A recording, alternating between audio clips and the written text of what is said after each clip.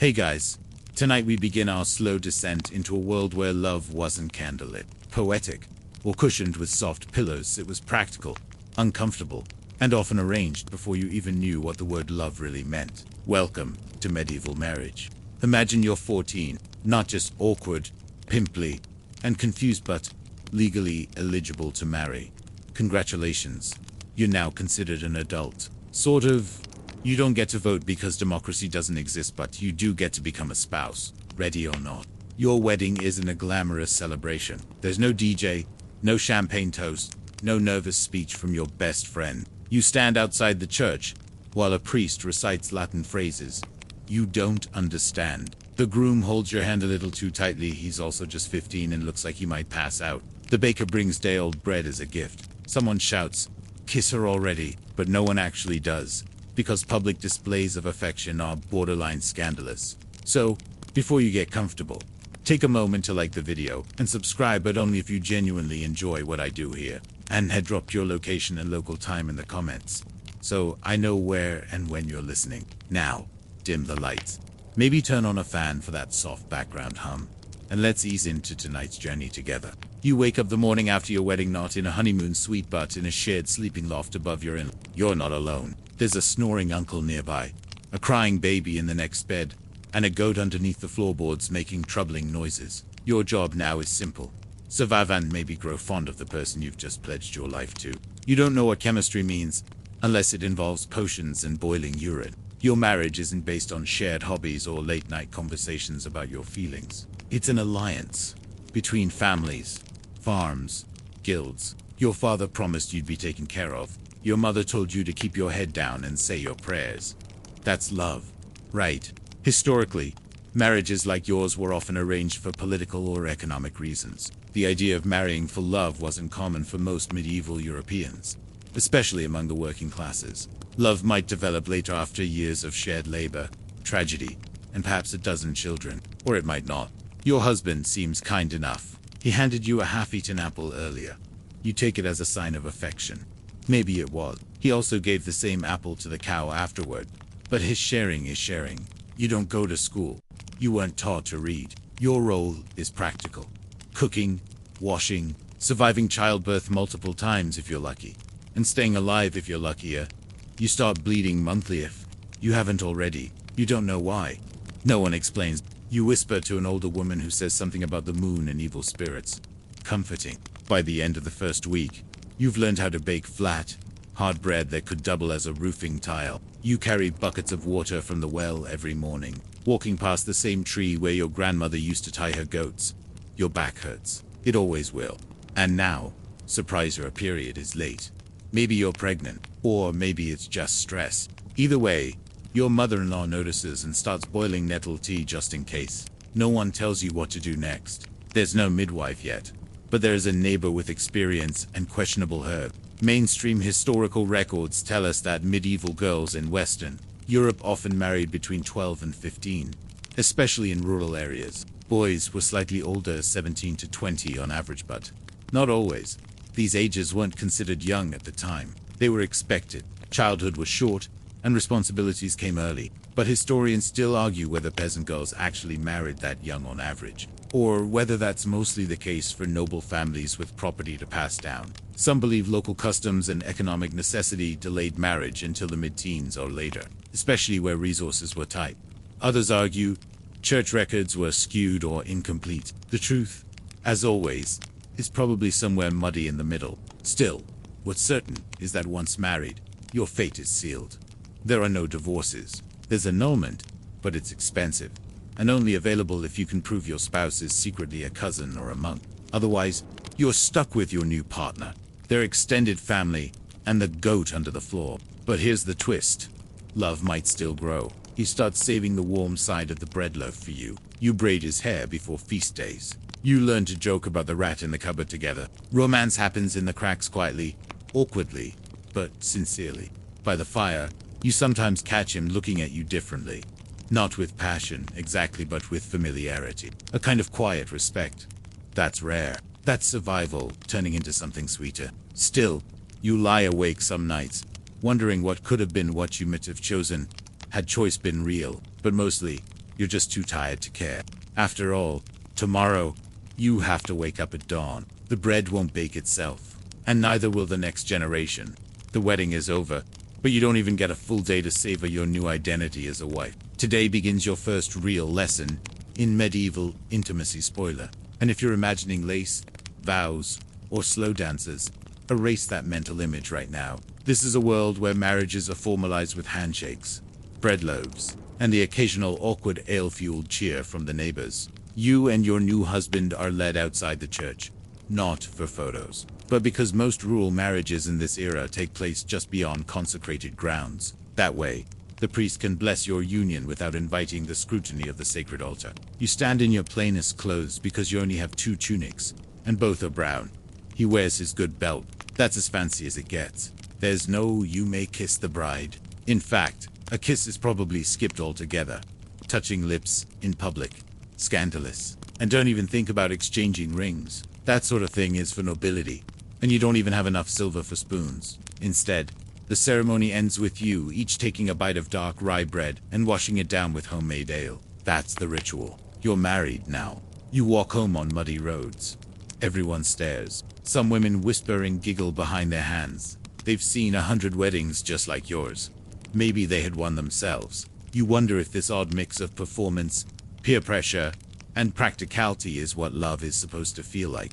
Later, at home, your husband's mother insists you both share a pot of boiled cabbage to settle the nerves. The smell makes you reconsider your life choices.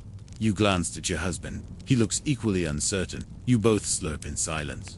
Historically speaking, medieval weddings were profoundly different from modern ones. The church, by the 12th century, had taken a more active role in regulating marriages, but for centuries, the actual union was as much a community contract as a spiritual one. All that was legally required was mutual consent spoken aloud, in front of witnesses. Rings, gowns, or even priests weren't strictly necessary until the Council of Trent formalized the process in the 16th century. So no, you wouldn't get your dream wedding. You wouldn't walk down the aisle while a lute player strums "Here Comes the Bride." Instead, your marriage is a handshake, a shared drink, and possibly a mildly awkward feast where someone's cousin brings up pigs at the wrong moment. And let's talk about that feast. Your wedding meal might be a shared bowl of grain porridge, a boiled turnip, and if you're lucky, a small piece of salted pork. There's no cake unless you count a barely sweetened oat slab your neighbor calls festive. But you're grateful. It's more food than usual. There's a brief moment when a distant relative of his who may or may not be named after a saint tries to dance. It turns into more of a stomp. The children laugh. Your new husband laughs too. You make eye contact. It's the first time he smiles like that. It hits you in that moment. This might work, or it might not. But either way, you're in it together. And then comes the bedding. You don't really want to talk about it. Neither does he. Fortunately, if you're poor and living in a small hut, there's no big bedding ceremony. That's mostly for nobles. Still, some neighbors will expect to hear that you've done your duty. Some might even wait around for proof: a stained sheet, a rumor, a smirk. You feel violated by the sheer expectation of intimacy. That night, as you both settle into the shared straw mattress, he rolls to the far side. You're thankful. There's an unspoken agreement. You're both too tired, too overwhelmed, and too human to do anything more than fall asleep to the sound of chickens pecking under the floorboards. There's a scholarly debate about whether most medieval peasants truly followed Church's ideal of marital chastity on the wedding, nor whether real life, exhaustion, and nerves got in the way. Historians point out that while the Church idealized the sanctity of the wedding bed, in reality, couples often delayed consummationist if either party was nervous, ill, or just unsure, which was common. Also, nobody talks about birth control, but it existed. Sort of. You hear whispers about herbs that stop the seed, or wool soaked in vinegar. But those are secrets shared in kitchens, not churches. And even if you knew about them, you wouldn't be brave enough to try them. Not yet. The next morning, everything is the same. You still live in the same house. You still wear the same dress. But people look at you differently. They ask about your husband. Someone calls you mistress for the first time. You barely respond. The only thing different, really, is the weight on your shoulders. It's heavier now. Invisible, but constant. You sit on the edge of the bed, if you can call it that, and listen to your husband chop kindling outside. It's the first kind thing he's done all morning. You wonder if that's his version of saying, I care. You smile. Maybe, just maybe, that's enough. You start to realize that your marriage, like most in the village, isn't just about you and your husband. It's about your families, your livestock, your land, and your survival. If you were expecting passion, poetry, or roses, forget it. You're more likely to receive a goat tether or a wooden pitchfork as a wedding gift than anything remotely romantic. Your husband isn't a cruel man. He's practical, which, in medieval terms, is the same as romantic. On your third day of married life, he fixes the loose hinge on the door you've bumped your hip on a dozen times. That's love. This morning, your father-in-law hands you a shovel and points to the corner of the garden. Plant onion. No one tells you where the seeds are, how deep to dig, or how to keep the neighbor's chickens out. You learn through trial, error, and the occasional scolding. While you work, your thoughts drift to your dowry, or what passed for one. You brought 2 chickens, a dented brass pot, and a wool shawl with more holes than fabric. It wasn't much, but it was all your parents could spare. They cried when they gave it to you, not because they were sad, but because they hoped this marriage would spare you from worse. In truth, your marriage is a business deal wrapped in the illusion of permanence. That's what most marriages are now. Your parents chose this husband because his family had a sturdy roof, a cow, and 2 surviving grandparents. That's wealth in your world. Historically, dowries varied wildly depending on status and region. In some parts of Europe, they were symbolic like a wooden spoon or a blanket. In wealthier circles, a dowry could mean acres of land, a chest of silver, or a small army of sheep. But among peasants like you, it was usually a handful of items that might help you start your new life. A spinning wheel, maybe a loaf of hard cheese. Sometimes, if a bride's family had nothing, the groom paid a bride price instead. It sounds sweet until you realize he's literally paying to own his wife, like livestock. It wasn't always seen that way, but the implication hangs in the air like stale smoke. Your own dowry. It got you this hut, this husband, and this endless line of chores. And now it's market day. You and your husband make the long walk to the village market. You're there to trade your best chicken for salt, but you also want to look at the wool vendor's stall. You've heard she sells dyed thread luxury, but a small one. As you walk, villagers greet you. A few older women whisper. Someone eyes your husband with suspicion. Apparently, his last sweetheart was a baker's daughter who moved away suddenly. You try not to let it bother you. At the market, you'd see other couples just like you. Newlyweds with forced smiles. Older pairs who barely speak anymore. One couple holds hands, which causes an audible gasp from a nearby priest. That's when you notice him eyeing a belt on a tanner's table. It's not particularly fine, just well-stitched leather with a bronze book. Your husband picks it up, weighs it, and puts it back down. You ask if he likes it. He shrugs. Later that night, he gives you that belt. Says nothing, just hands it to you like he's passing firewood. You want to say thank you, but you just nod. That's the rhythm of your new life now. Subtle, muted, functional. There's a quirky custom in your village. When a man gives his wife a belt, it's a symbol of fidelity. Probably superstition, maybe wishful thinking. You don't care. You tie it around your waist and hope it means he'll come home every night.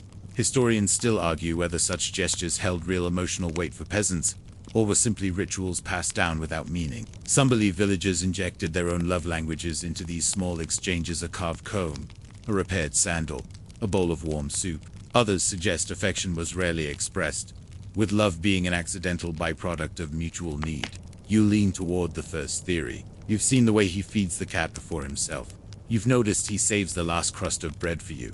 That counts, doesn't it? But there's always a shadow in these gestures. The ever-present awareness that your connection must produce something. Labor, children, stability. If you don't bear a child soon, neighbors might start whispering. If he doesn't build a new chicken coop, your in-laws will grumble louder.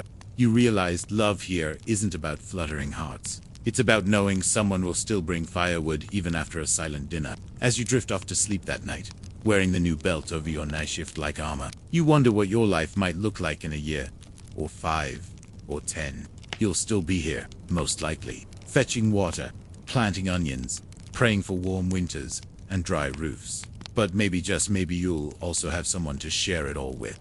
The mattress is straw, and it smells like damp wool and old turnips. You lie on your side, facing the wall, while your husband snores softly behind you. Not exactly the picture of romance you were promised in those bedtime stories, though. Wait, you never had those? Your bed is a simple wooden frame packed with straw, hay, and the occasional wayward beetle. No pillows, just a folded up tunic. The blanket is made from scratchy wool, and if you're lucky, it covers both of you. If not, well, whoever grabs it first wins. And you're not alone in the room. Of course not. This is medieval life. Remember, privacy is a luxury for lords and abbots. You share your one-room home with his parents, 2 younger siblings, a cooing baby, and though you wish you were joking, an actual chicken that roosts in the rafters. Its name is Marjorie, and it has no manners. The baby wakes up crying around midnight. The rooster starts clucking at 3 a.m. At 4, your mother-in-law is already clanging pots around the hearth. You and your husband just lie there, pretending you're still asleep, so no one asks you to fetch firewood in the dark. This is love in its rawest form. Interrupted, uncomfortable, and very, very noisy. Historically, many medieval peasants lived in one-room homes, especially in northern and western Europe. Entire families, sometimes extended ones, ate, worked, and slept in the same space. Wealthier villagers might have a loft or curtain to separate sleeping areas, but for most, it was all one communal, drafty room. The idea of a honeymoon suite would have made them laugh or cry, probably both. You share everything. The hearth, the blankets, the gossip. You hear your in-laws argue in whispers at night. You try not to listen, but walls don't exist in your house. The children giggle in their sleep. Your husband occasionally mumbles about pigs. There's no mystery between you anymore, just shared chores and shared snores. And here's the funny part. You start to get used to it. At first, the closeness feels suffocating, but slowly, it becomes comforting. The background noise of your new life. Someone's always coughing, moving, mumbling, and in the midst of it, your husband starts reaching for your hand in the middle of the night, maybe just to make sure you're still there. Maybe because he wants to be. By day, you both work like oxen. He repairs the fence, cuts firewood, helps his father with the plow. You feed the animals, sweep the floor, and try not to burn the barley porridge again. Your lives are synchronized like gears in a worn-down clock. Not elegant, but essential. There's a quirky little ritual that develops between you. After supper, if the kids are quiet and the fire is still warm, you each share one thing you noticed that day. He might say, "The cow limped less today." You might respond, "I saw 3 sparrows fight over a crumb." That's it. That's the whole exchange. But it means everything. Love, you learn, is quiet here. It's not shouted from rooftops. It's muttered beside the hearth while picking lint off each other's sleeves. Scholars still argue whether emotional intimacy was common in peasant marriages. Some claim survival left little room for sentiment. Others believe that emotional bonds were built slowly, through routine and hardship, forming deep connections that didn't need words or poetry. You're inclined to agree with the latter. After all, if sharing a straw bed with 5 other people doesn't teach you patience and empathy, you do have one small luxury though: a curtain. Your husband found an old sackcloth and hung it from a rope across your sleeping area. It barely covers anything, and it smells like onions. But it's yours, your space. When you sit behind it together, you pretend you're somewhere else. Just for a moment, it becomes your evening ritual. You crawl behind the curtain and talk in whispers. He tells you a story he overheard at the market. You tell him about the neighbor's child who tried to milk the dog again. You both laugh, softly, carefully, but genuinely. And then the baby cries again. You sigh. You both get up. There's no such thing as personal time. But somehow, in all this chaos, you've found something resembling affection. One night, while you're kneading bread dough by the fire, he slips behind you and quietly places a warm stone in your shoes once. You're left by the fire to dry. He doesn't say a word. He just pats your shoulder and walks away. You blink. That might be the single most thoughtful thing anyone's ever done for you. Later that week, you return the gesture. You patch a hole in his sleeve, not because he asked, but because you noticed. He sees it, smiles faintly, and nods. "No, thank you. Just a look. That's enough." This is what medieval love looks like. Not grand gestures or passionate declarations, but small acts of consideration repeated over time. He warms your shoes. You mend his clothes. You both wake up at dawn and try again. You might not have a wedding ring, or a poem, or even a bed to yourselves, but you have a rhythm now, a shared life, a mutual understanding, and that, strangely enough, starts to feel like love. The first time you try to have a private conversation with your husband, you're fetching water from the village. Well, you think this might be your chance, no in-laws? No snoring relatives. No Marjorie the chicken watching with judgmental eyes. But as you lean in to ask him what kind of soup he likes, the blacksmith's apprentice interrupts to complain about goat romance, derailed by livestock crime. Welcome to Courtship Medieval Edition. You learn quickly that privacy is nearly impossible. Every interaction is seen, discussed, and sometimes wildly exaggerated. You so much as smile too long and the village gossip mill whirs to life. Did you see the way she looked at him? Someone mutters, "They'll have twins for sure." Someone else snickered, "It's exhausting." Your husband picks up on it too. You begin to speak in coded glances, half jokes, and shared tasks. If he helps you hang the laundry in silence, it's basically flirting. If you hand him a warm oat cake, it's practically foreplay. Historically, medieval couples, especially among the lower classes, often courted under strict supervision. Even after marriage, any sign of affection was subject to judgment. Public displays of closeness could invite punishment, especially in communities where the church's influence was strong. Touching before marriage was forbidden, and after marriage, it was suspicious. Because who enjoys being married, right? So, intimacy adapts. It finds cracks in the routine where it can breathe. There's a small hill near the edge of the fields, behind a crumbling stone wall.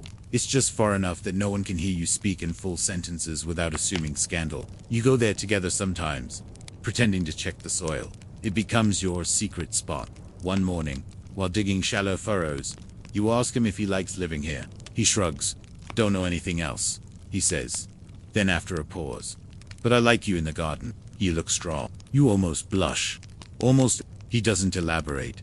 Doesn't need to. Compliments are rare and powerful, here more precious than gold. And telling a woman she looks strong, in a world where survival is the only currency, that's basically saying you're invaluable. Later that same day, you overhear a group of unmarried girls gossiping near the well. They talk about boys, goats, and which saints might help you fall in love. One girl swears by Saint Agnes. Another insists it's Saint Valentine. A third quietly admits she likes the tanner's son, even though he smells like death and salt. You remember being that girl? Not so long ago. Courtship in this world is awkward, practical, and heavily edited by necessity. There's no slow dancing, no candlelit dinners. You bond by sharing tasks, plucking chickens, stirring porridge, digging latrines. If someone were to write you a love letter, it'd probably be dictated to the village priest, who would absolutely judge every word. That's actually a real thing. Some medieval love letters were written through intermediaries, especially when one or both parties were illiterate. Imagine pouring your heart out to your beloved, only to have Father Clement censor half of it for being too worldly. Embarrassing. But scholars still argue whether these letters were widespread among peasants or more common among the educated classes. Most agreed that emotional expression for common folk was likely verbal, physical, or built into shared routines. Things like feeding the animals together or splitting the last apple became symbolic of trust, affection, and loyalty. Your own routines start to take shape. Each week, you make the same walk together to the fields. You always stop by the same tree. He always lets you choose the path, even though the left one is bumped. It becomes your version of a walk, in the park complete with mud, thorns, and the occasional goose attack.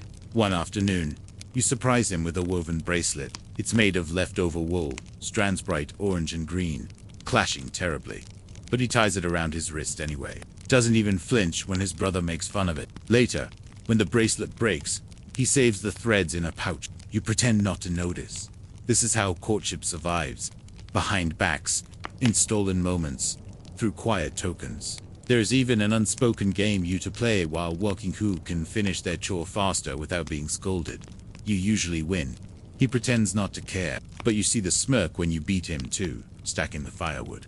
Affection grows in odd ways here. You know each other's habits before you know each other's dreams. You learn his favorite soup before you learn his favorite color. You hear him snore before you hear him laugh. One day, while walking back from the well, you pass a traveling merchant. He's selling tiny mirrors, polished metal discs that reflect your face in warped curves. Your husband buys one without a word.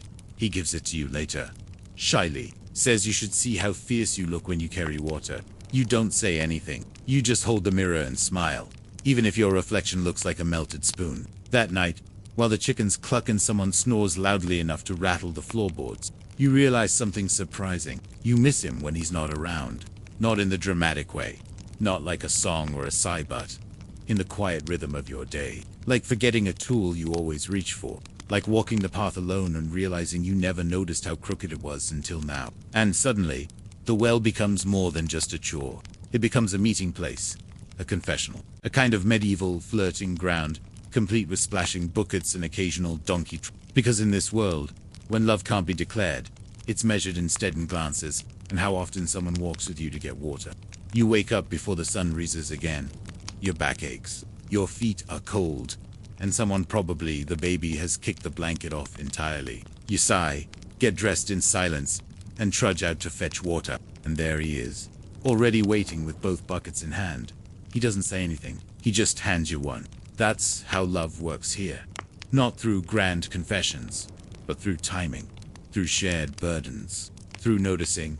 You walk beside him down the familiar path to the well. The grass is still wet with dew, and your shoes make that quiet squelch you've come to associate with dawn. A soft fog clings to the trees. It's the most private moment you'll have all day, and even now an old shepherd is watching you from across the field with one eyebrow raised. You're too tired to care. As you lift the rope, hand over hand, and the bucket creaks its way upward, you realize something strange. This is your version of a date. Not that you'd call it that, but in a life where privacy is rare, and where affection is considered slightly scandalous, you take your moments where you can get them. The well becomes more than a chore, it becomes a rhythm, an excuse, a space carved out of routine where you can talk about something other than livestock, firewood, or the price of grain. Your conversations are quiet, practical, and strange. What do you think happens after death? He asks one morning, completely out of nowhere. You pause, squint at the sun creeping over the trees, and reply, hopefully porridge without mice in it. He chuckles. Not a full laugh, just a breath through the nose. You take it as a win. This kind of connection, light, scattered, and born out of routine, was common in medieval marriages. Historians suggest that for most couples, especially among peasants, intimacy didn't begin with passion. It began with proximity, with routine, with the simple fact of being near someone so often that they stopped being a stranger. You walk the same paths. You carry the same weight. Eventually, you sync up.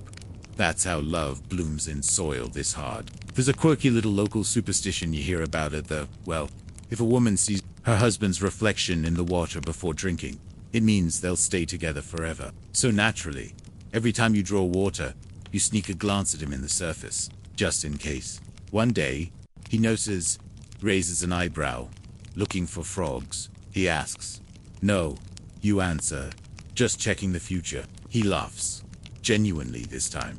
You smile. That superstition might be silly, but it's yours now. Your routine continues, day after day. The walk to the well becomes something you both protect. Even when it's raining, even when the snow starts to fall, you go together. Sometimes you don't even speak. Sometimes you just walk, silently handing the bucket back and forth. And that's enough. You begin to recognize his moods by the way he holds the handle.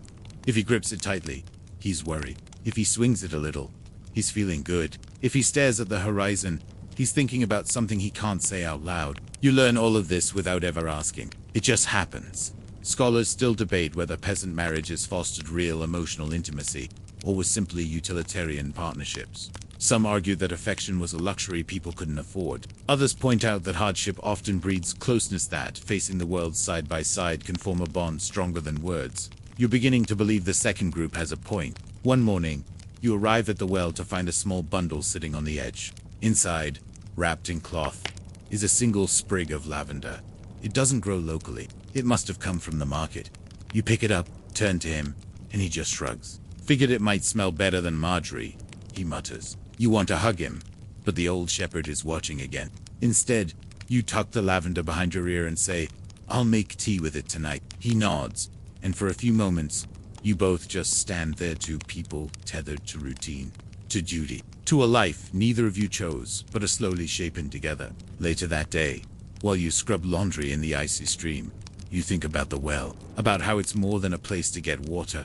It's a tiny chapel of connection, a place where you both get to be yourselves, even if only for a few minutes. It's strange, isn't it? In a world with no privacy, no personal space, and no time for romance, you've still managed to find something resembling love. Not the fiery, dramatic kind from songs or stories, but the kind that walks beside you, carries your bucket, and listens when you mutter about the chickens again. That night, as you sit by the fire, steeping your lavender tea in a cracked clay cup, he reaches over and brushes a loose strand of hair from your face. It's quick, gentle.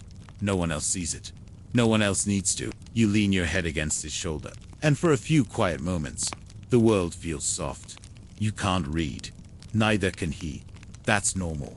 In fact, it'd be weirder if you could. Books are expensive, rare, and mostly filled with prayers you already know by heart or with Latin, which you absolutely do not. But one day, while helping your husband gather firewood near the chapel, you pass by the village priest. He's bent over a parchment, scribbling carefully with a feather quill. It looks official. Your husband watches, fascinated. That evening, after supper, he surprises you. "If I could write," he says slowly, "I'd write you something you look up from mending his socks." "Like what?" He frowns, thinking, "Maybe that you make good soup, and that I like your face. Even when it's smudged with ash." You raise an eyebrow. "Especially when," he chuckles. "Sure, especially." You don't say anything more. But the next day, he comes home with a smudge of charcoal and a broken tile. On the tile, he's tried to draw something. You squint. It might be a flower, or a duck, or possibly both. You hang it near the hearth anyway. In a world where most people can't read or write, gestures like this matter. Literacy rates in medieval Europe were abysmally low for peasants. A few might learn letters from monks or local clerics. But for the most part, writing was the domain of the elite. Love letters, when they existed, were dictated to others, usually a priest, which made things awkward. Historians still argue how often peasant couples actually exchanged written notes. Some evidence suggests scribes were occasionally hired for romantic correspondence, even by the poor. Others believe such records are rare because love, like everything else among peasants, was private and practical and far less likely to be preserved. But your husband is nothing if not determined. 1 week later, he convinces the priest's apprentice, a spotty boy with a squeaky voice and ink-stained sleeves, to help him write something. You find it tucked into your bread pouch. It's just one sentence. "She carries more than water. She carries me." You cry a little. Not loud. Just a sniff. A wipe of your cheek with your sleeve. Then you fold the note and hide it under your blanket. It smells faintly of smoke and flour. You don't care. That night, as you both sit near the hearth, he doesn't mention it. Neither do you. But your hand finds his under the table. After that, words begin to appear in small ways. He starts carving tiny marks into the handles of tools. A crooked heart here, a curved symbol there. You catch on quickly. You return the favor, weaving small woolen threads into his tunic. Hem red for affection, green for good fortune. Your shared language grows not with letters, but with signs. A piece of bark shaped like a heart left by the bed. A bundle of dried clover tied with twine. A loaf of bread with your initials scratched into the crust. You're illiterate by definition, but not by connection. One afternoon, as you work the spinning wheel, he sits beside you and watches the spindle turn. You hum softly an old tune your grandmother used to sing. He leans in. "If that song were a letter, what would it say?" You pause, then whisper, "That I see you, even when you don't speak." He's quiet after that, but he stays close, shoulder brushing yours, until the fire burns down. The next market day, he spends 3 coins 3 on a scrap of parchment. Just a torn piece, stained and curled at the edges. But he doesn't want to write on it. He wants you to keep it, just in case. He says, "If something happens, you can hold this and know I wanted to say things I didn't know how to say." You don't argue. You tuck it into your pocket, carry it like a talisman. Scholars today debate how romantic peasant marriages really were. Many assume survival left no time for sentiment. Others argue that affection found its own ways, quiet, creative, deeply embedded in labor and daily rhythm. You're living proof of the latter. Your husband never writes you a poem. He never sings under your window, never sends flowers. But he does scroll a clumsy heart on the inside of your wooden spoon. And that counts, because when words fail, symbols speak. And in this world, where the spoken word fades fast and parchment is too expensive to waste on feelings, love still finds a way to leave its mark, even if it's just a crooked flower drawn in charcoal. Your hands are never clean. There's always ash in your nails, flour on your wrists, or goat hair stuck in your sleeves. And somehow, there's always mud even when it hasn't rained. You'd used to think you'd feel different as a wife, more refined, maybe a little important, but mostly, you just feel tired. Every day starts before dawn and ends after dark. Welcome to medieval marriage. The job description. Everything. All the time. You cook every meal, sweep the floor, milk the goat, feed the chickens, patch the roof when it leaks, chase Marjorie out of the grain sack, and somehow find time to boil laundry in a giant pot over a smoky fire. You keep the hearth warm, the animals alive, and the house from collapsing. Barely. Your husband. He works too. All day. He's out with a plow, in the fields, mending fences, hauling timber, or bartering with neighbors for lentils and salted fish. You both collapse into bed most nights without speaking. Not because you're angry, but because your jaws are too tired to move. Love, in this life, is less about poetry and more about who emptied the chamber pot without being asked. Historically, women's work in medieval households was constant and physically demanding. Beyond childcare and food preparation, wives contributed to textile production, garden cultivation, and even small-scale trade. They managed inventories of food, tools, and livestock, and often they did all of this while your body isn't yours anymore. It's a tool, a container, a hope for the future. And yet, in the midst of the chores and the aching joints, there are moments, tiny ones, when you remember why you keep going. Like the time he made you laugh so hard you snorted lentil, or when he surprised you with a piece of hard cheese from market, even though it meant skipping his own dinner. Or the way he wraps his arms around your shoulders, not romantically, just practically, while you both walk through freezing wind. There's a quirky village tradition where people say, a good husband makes a wife forget her broom, meaning, if he's kind, she stops working long enough to smile. You like that, even if your broom is very much still in your hand. One day, while trying to wrestle a loaf of bread from the bottom of the clay oven, you burn your arm. Badly. You bite your lip so hard it bleeds. Trying not to cry. Your husband hears the noise and rushes in. He doesn't say much. He just runs through the garden, cuts a few thick leaves from a healing plant, chews them briefly gross, but necessary, and presses the mash gently to your burn. Then he wraps your arm with one of his clean tunic sleeves. One of the good ones. The one he was saving for holy days. Later, you find the rest of that tunic folded neatly in the rag pile. He never mentions it. Historians still argue whether medieval men were as emotionally supportive as some anecdotes suggest. Some accounts depict peasant marriages as deeply cooperative, while others paint a bleaker picture of control and dominance. But, like most things, the truth likely varied from village to village, home to home. Your truth is this: your husband sees you.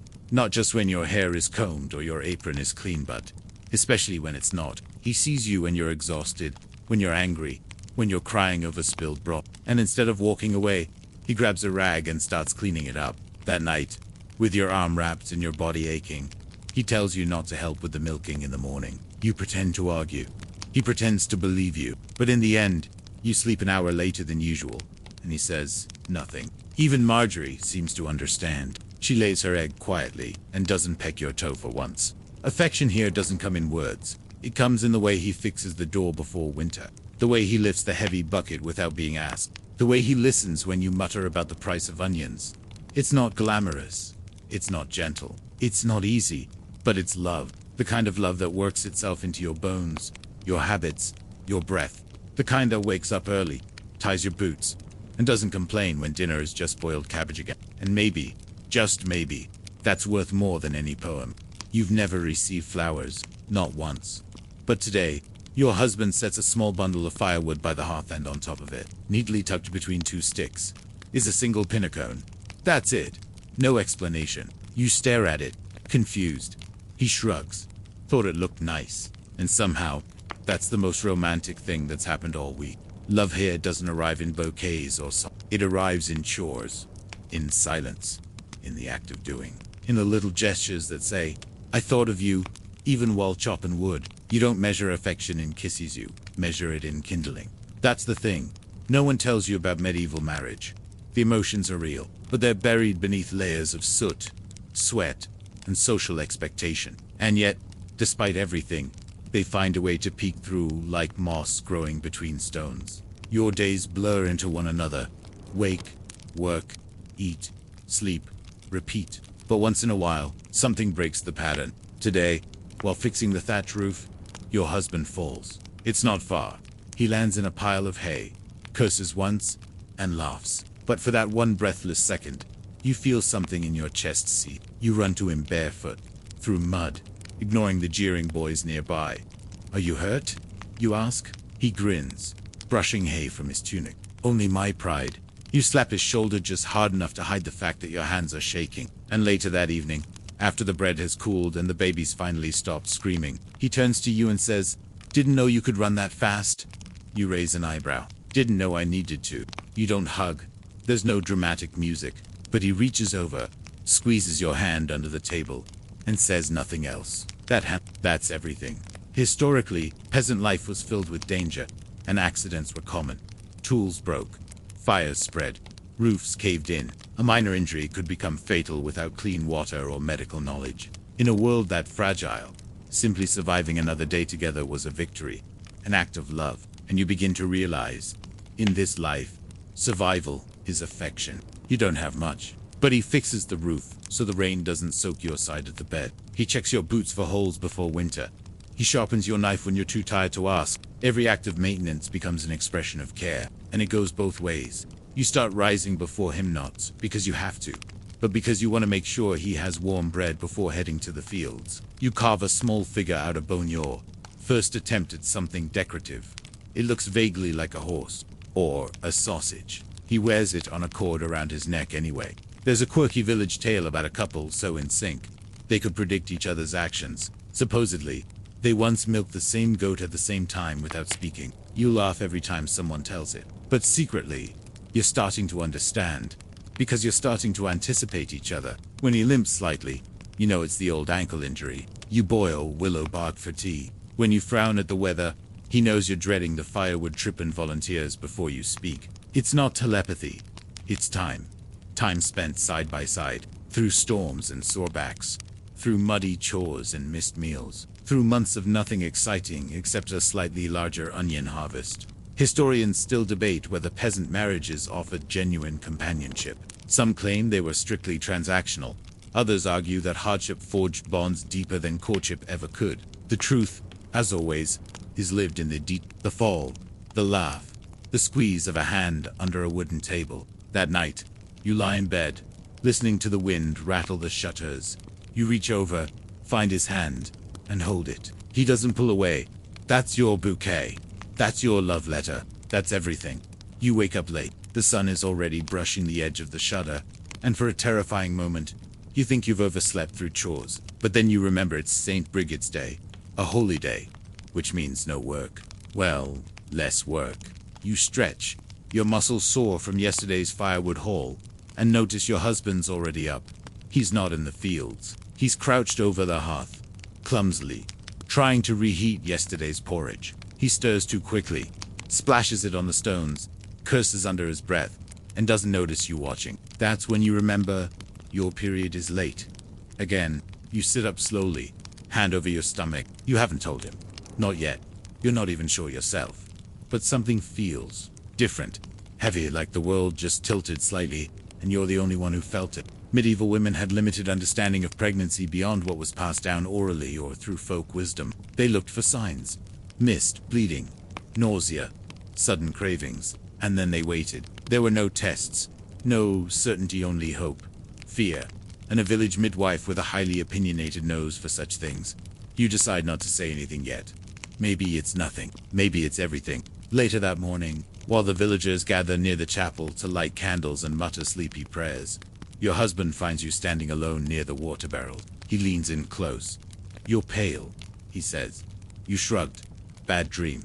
He doesn't press. He just wraps an arm around your shoulders and pulls you into the quietest side of the crowd, shielding you from cold wind and nosy neighbors. You let yourself lean into him, just a little. Back home, while peeling onions for a stew, you catch him watching you. Not suspiciously, not impatiently, just watching, as if he's waiting for you to tell him something. Maybe he already knows. Maybe he's guessed. You think about how far you've come. When you first married, you were terrified of this man. You didn't know the shape of his laugh, or how he took his porridge. You didn't know if he'd be kind, cruel, distant, or worse, indifferent. But now he notices when you wince, when you sleep more, when you don't touch your stew, and when he brings you a bundle of herbs carefully chosen by the midwife. You almost cry. Historically, there were very few reliable methods of contraception, though they certainly tried. Wool soaked in vinegar, bundles of mint, brews made from pennyroyal and rue. Some were mildly effective, some were dangerous, but for most women, pregnancy came off in hand. Survival wasn't guaranteed. This is your fourth. The first two didn't last. The third was a boy, born blue, wrapped in linen, buried quietly behind the chapel. You've stopped talking about it. So has he? But you both remember. That's why, when he places the herbs beside your cloak with no comment, just a brief nod, you feel something deep inside your chest. Not sorrow, not joy, just understanding. That's what love becomes in this world. A quiet pact to endure.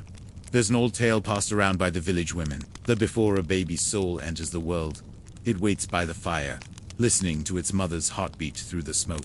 You don't know if it's true, but you start sitting by the fire more, just in case.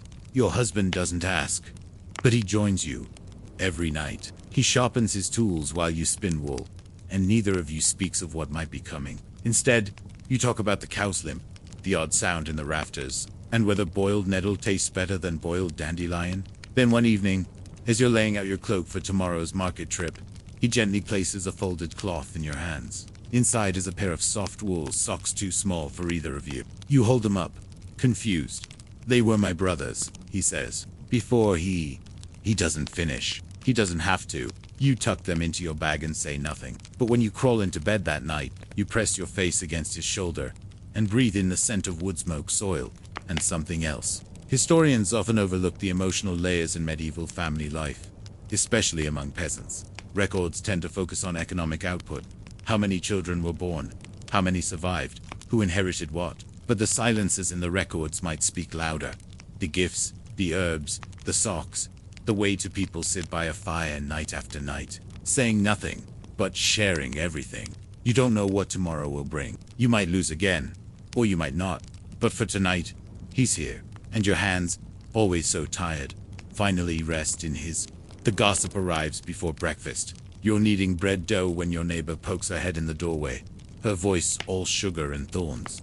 Did you hear? She chirps, eyes wide with fake innocence. The tanner's daughter says your husband's been helping her with firewood.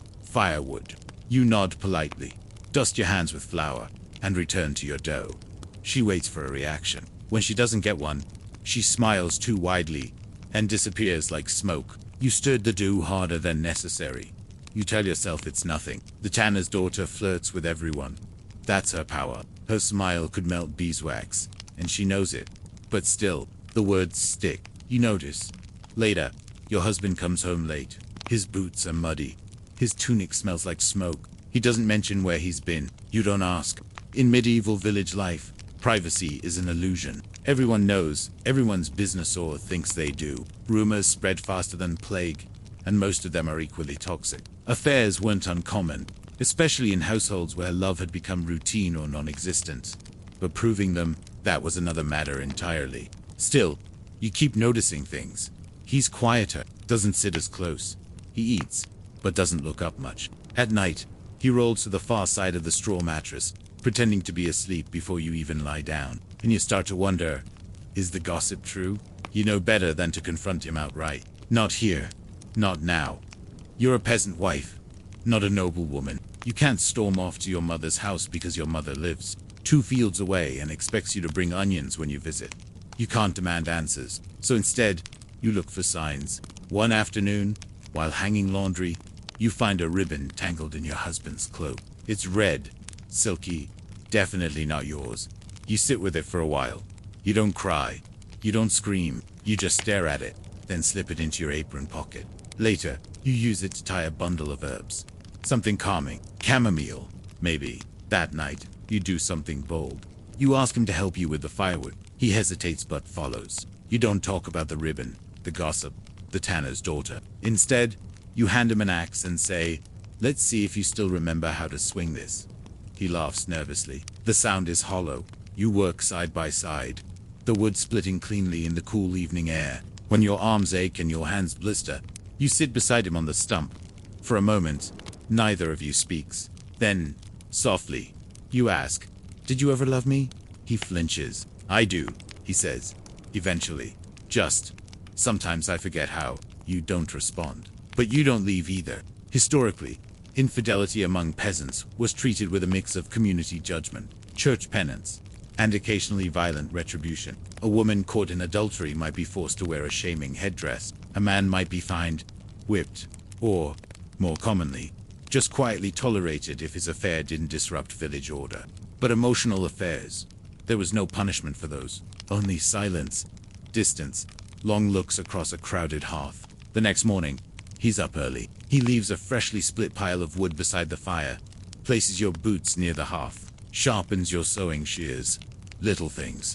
Nothing spoken. But then, the unexpected. You find the red ribbon tied gently around the handle of your bread paddle. No note. No confession. Just a gesture. And you understand. It wasn't about love lost, it was about attention lost. He let himself drift. And maybe you did too. So you take the ribbon, unfasten it slowly, and retie it around your own braid. When he sees you wearing it, he pauses mid-step. You meet his eyes, steady and unflinching. He doesn't smile, but he nods the way. A man might nod after finally patching a hole in the roof. The conversation isn't over. The wound isn't healed, but the door is open. In this life, you don't get therapy. You get ritual, repetition, the hope that today will be better than yesterday, and that both of you are still willing to try. Some historians believe peasant marriages were too burdened by survival to accommodate emotional complexity, but others argue that precisely because of that burden, couples found subtle, powerful ways to communicate through the noise. A sharpened knife, a fixed cart, a ribbon left in the right place. That's how you rebuild trust here. Not with flowers, but with firewood. Not with apologies, but with presence. You're not naive. You know things may drift again, but now you know how to reach back. How to signal, quietly, that you're still in this, that you still care, that you remember. That night, you lie down beside him. Not close, but not far either. He doesn't speak, neither do you, but your hands, resting beside each other in the dark, eventually touch, and neither of you pulls away. In the early gray of morning, you wake to the sound of soft knocking, 3 quick taps against the wooden door, not threatening, just secretive. You pull your shawl tight and answer it, only to find your neighbor, Mistress Tilda, clutching a steaming clay cup. Her eyes dart side to side before she thrusts it into your hands. For loyalty, she whispers, and a steady heart. Then she turns and disappears down the path like a shadow that doesn't want to be followed. You sniff the tea. It smells like damp bark and moss. There's something floral under the bitterness, maybe elderflower, or something pretending to be. You don't drink it. Not yet. Instead, you set it beside the hearth and stare at it like it might blink.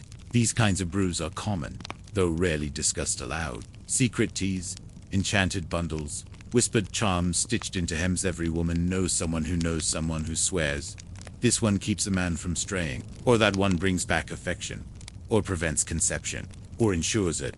In medieval Europe, folk remedies blended seamlessly with superstition and survival. There was no clear line between medicine, magic, and hope. Women passed down knowledge in coded language. For warmth meant fertility, for balance meant faithfulness, and for sleep could mean anything from calming a crying baby to ensuring a husband stopped wandering. Historians still argue over how widespread these remedies were. Some believe they were central to women's domestic power. Others see them as rare or exaggerated by later romanticism. But no one denies that something was being brewed, especially when love grew uncertain. You don't believe in love potions. At least, not in the way Tilda does.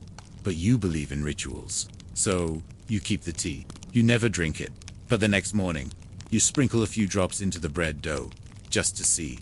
Nothing changes. He still forgets to wipe his boots. Still leaves the door open when it rains. Still hums off-key while sharpening tools. But later, when he eats the bread, he makes a face. You shrugged. Might be, he'll choose. Then smiles a little. Not bad. That smile.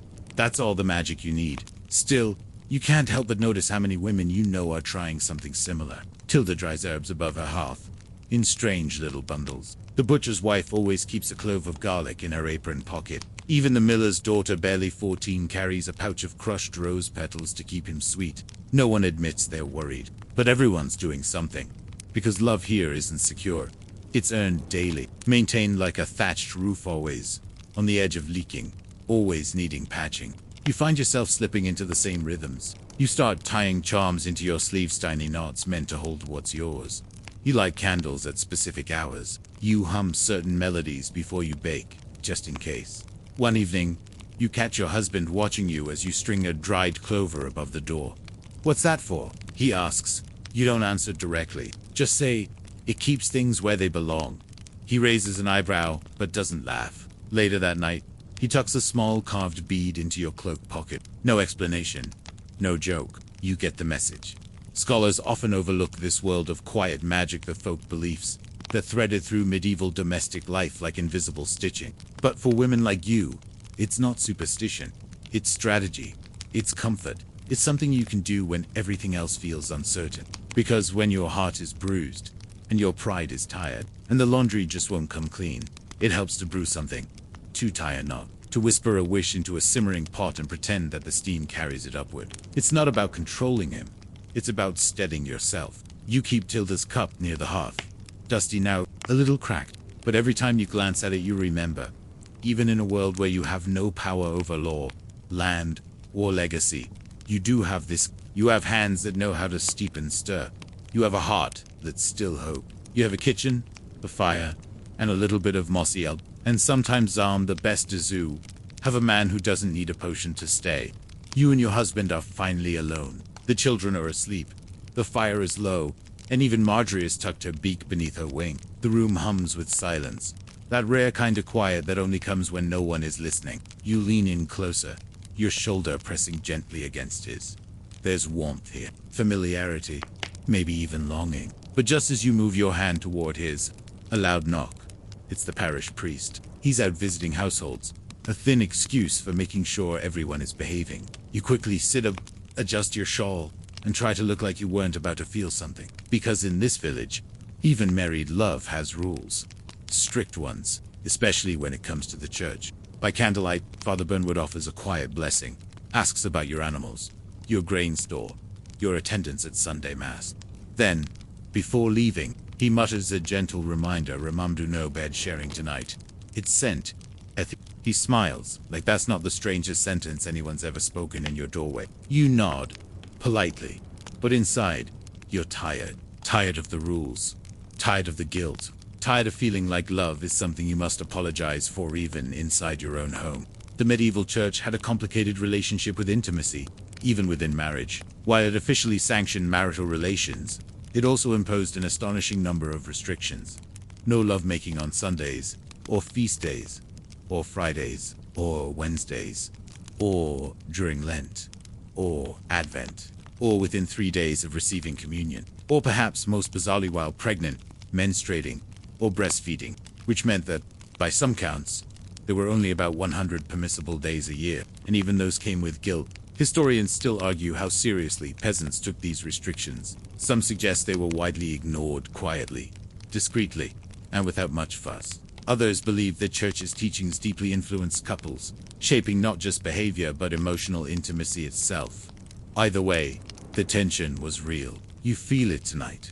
Your husband catches your eye after the priest leaves. His expression says, "What both of you are thinking? We're married. Why did this still feel like a sin?" You both chuckle. Quietly. You talk for a while instead.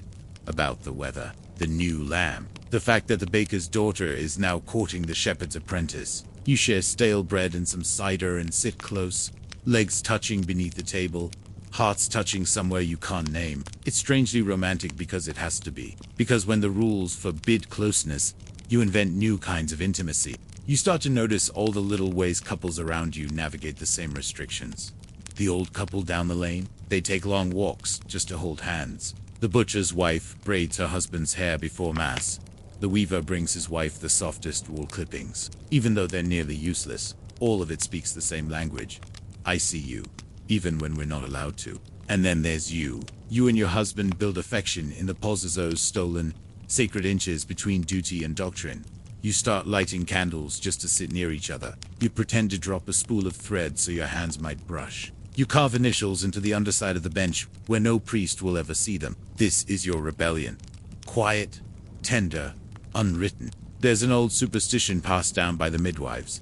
If a husband touches his wife's hair after midnight and she doesn't pull away, their love will last another season. One night, he does. You don't. And maybe that's enough. You both know the rules.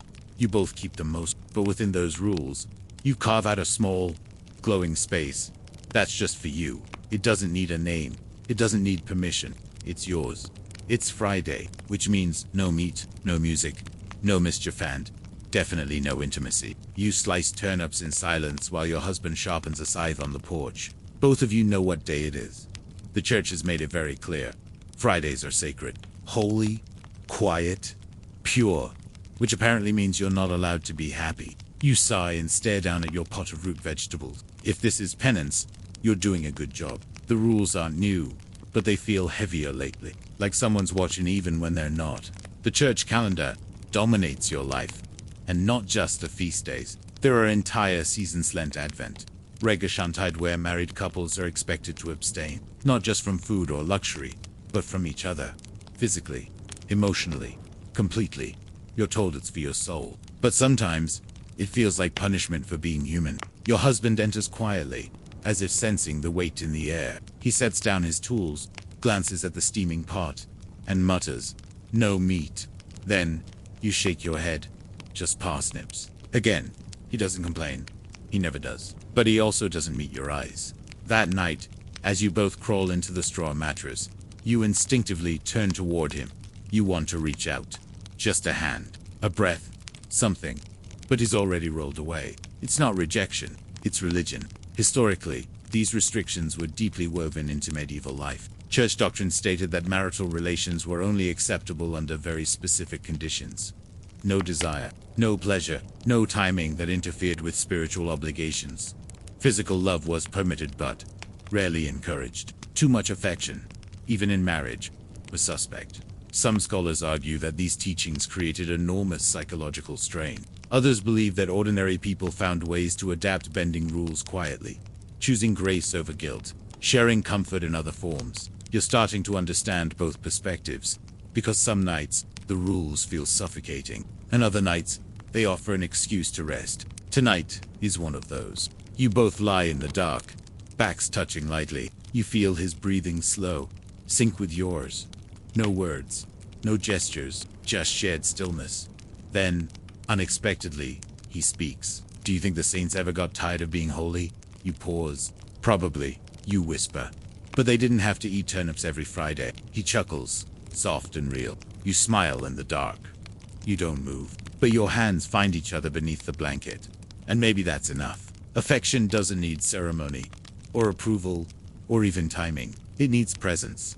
One morning, weeks later, you wake before dawn. The fire is still low. The air is cold. But your husband has left a small piece of honeycomb on your wooden bowl. It's from the beekeeper, a rare treat. You eat it slowly, carefully, as if sweetness might break the rules. And as the first light spills into the room, you think, maybe this is holy too.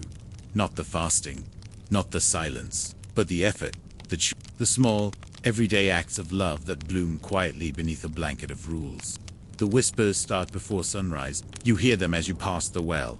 Hushed voices tangled in the steam of morning breath. A name spoken just loud enough to recognize. A tone sharpened with judgment. You don't stop to listen, but you've already heard enough.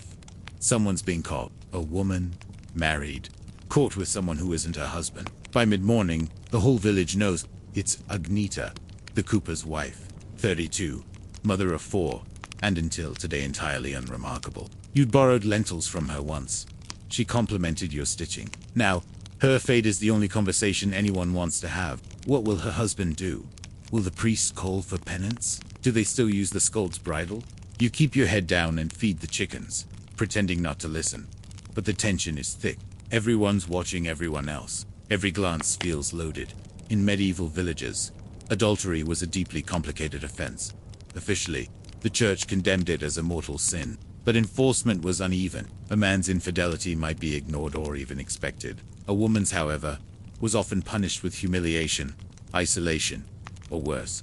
Punishments ranged from public penance, standing barefoot outside the chapel, and a shame-shift of physical restraints like the bridle, an iron muzzle designed to silence. Some towns favored symbolic justice, shaming hoods, shaved heads, or being paraded through the streets holding a sign. And yet, historians still debate whether these punishments were common practice or exaggerated in records to make an example. It likely varied widely, depending on the community's mood, the husband's pride, and the priest's threshold for scandal.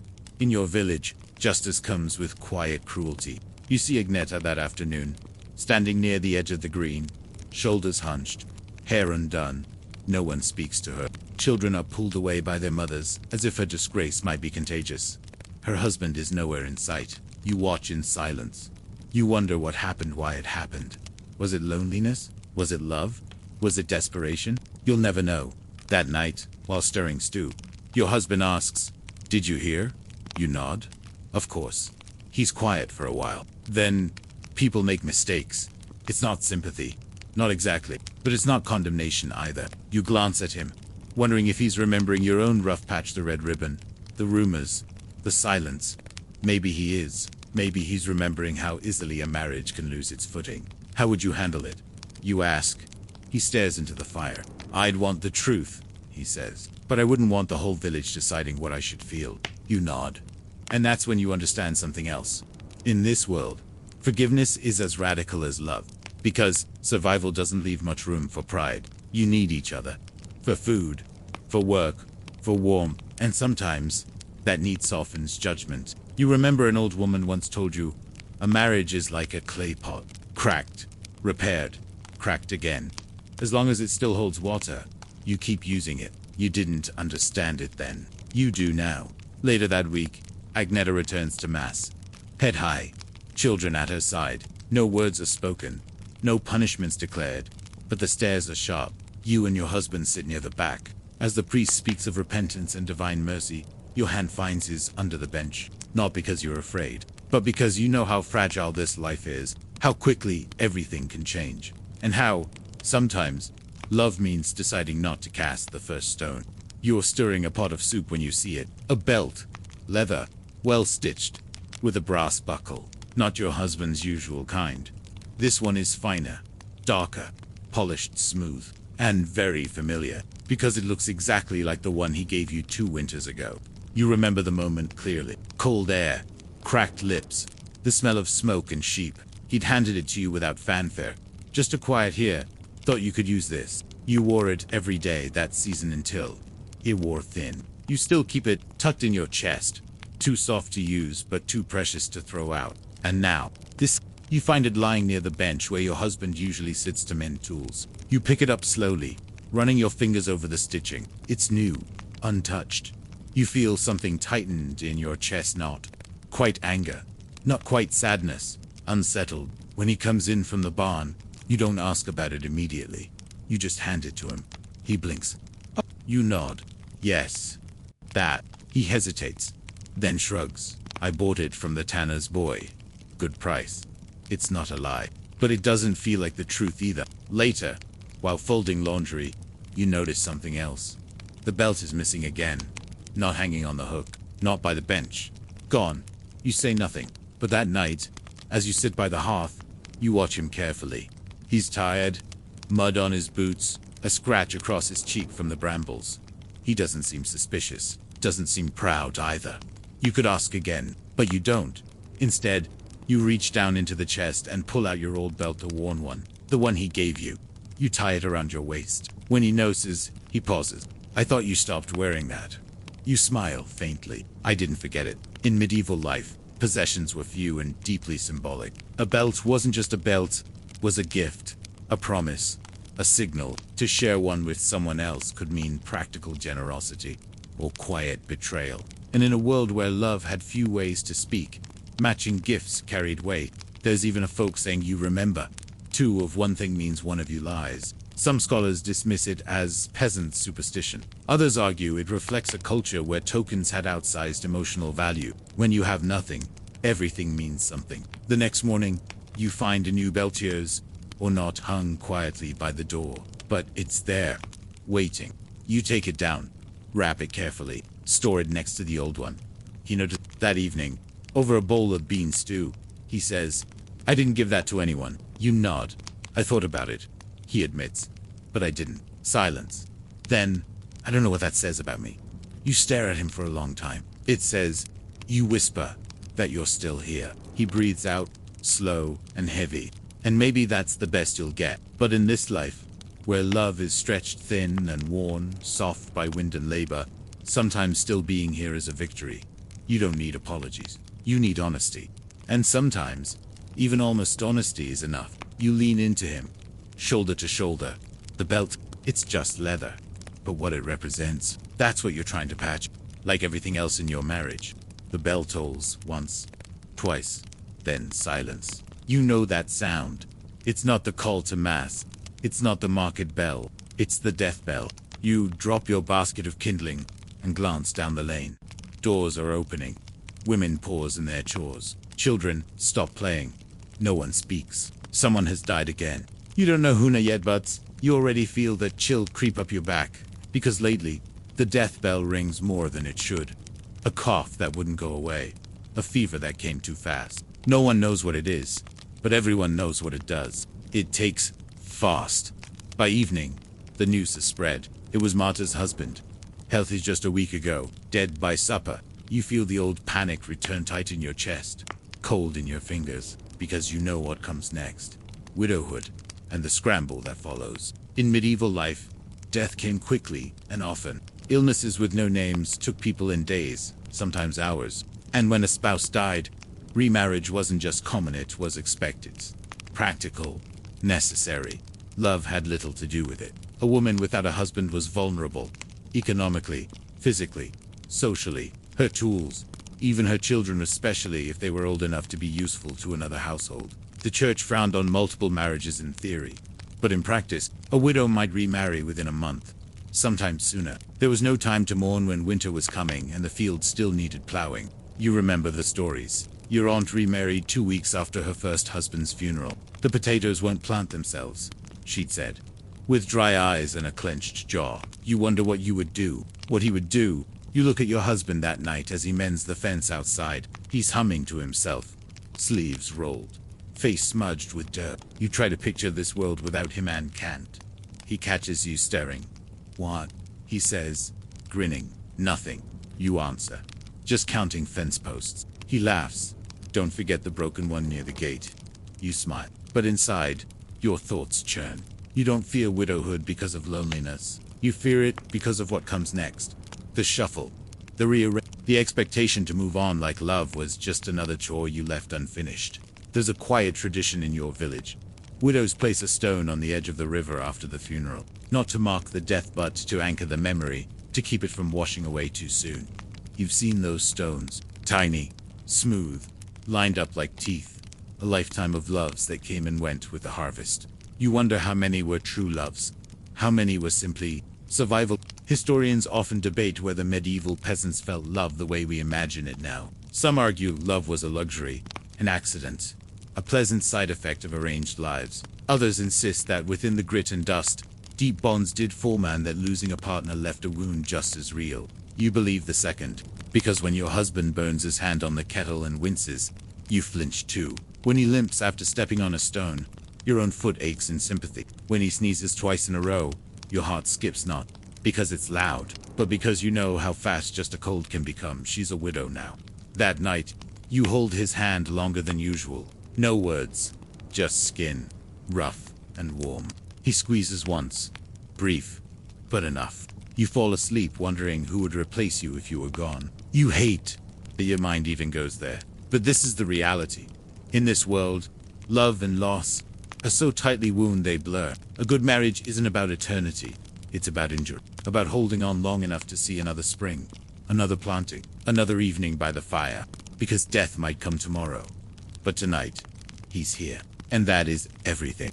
The bread is thinner than usual. You've stretched the flour with ground acorns and yesterday's porridge. It's bitter, but edible.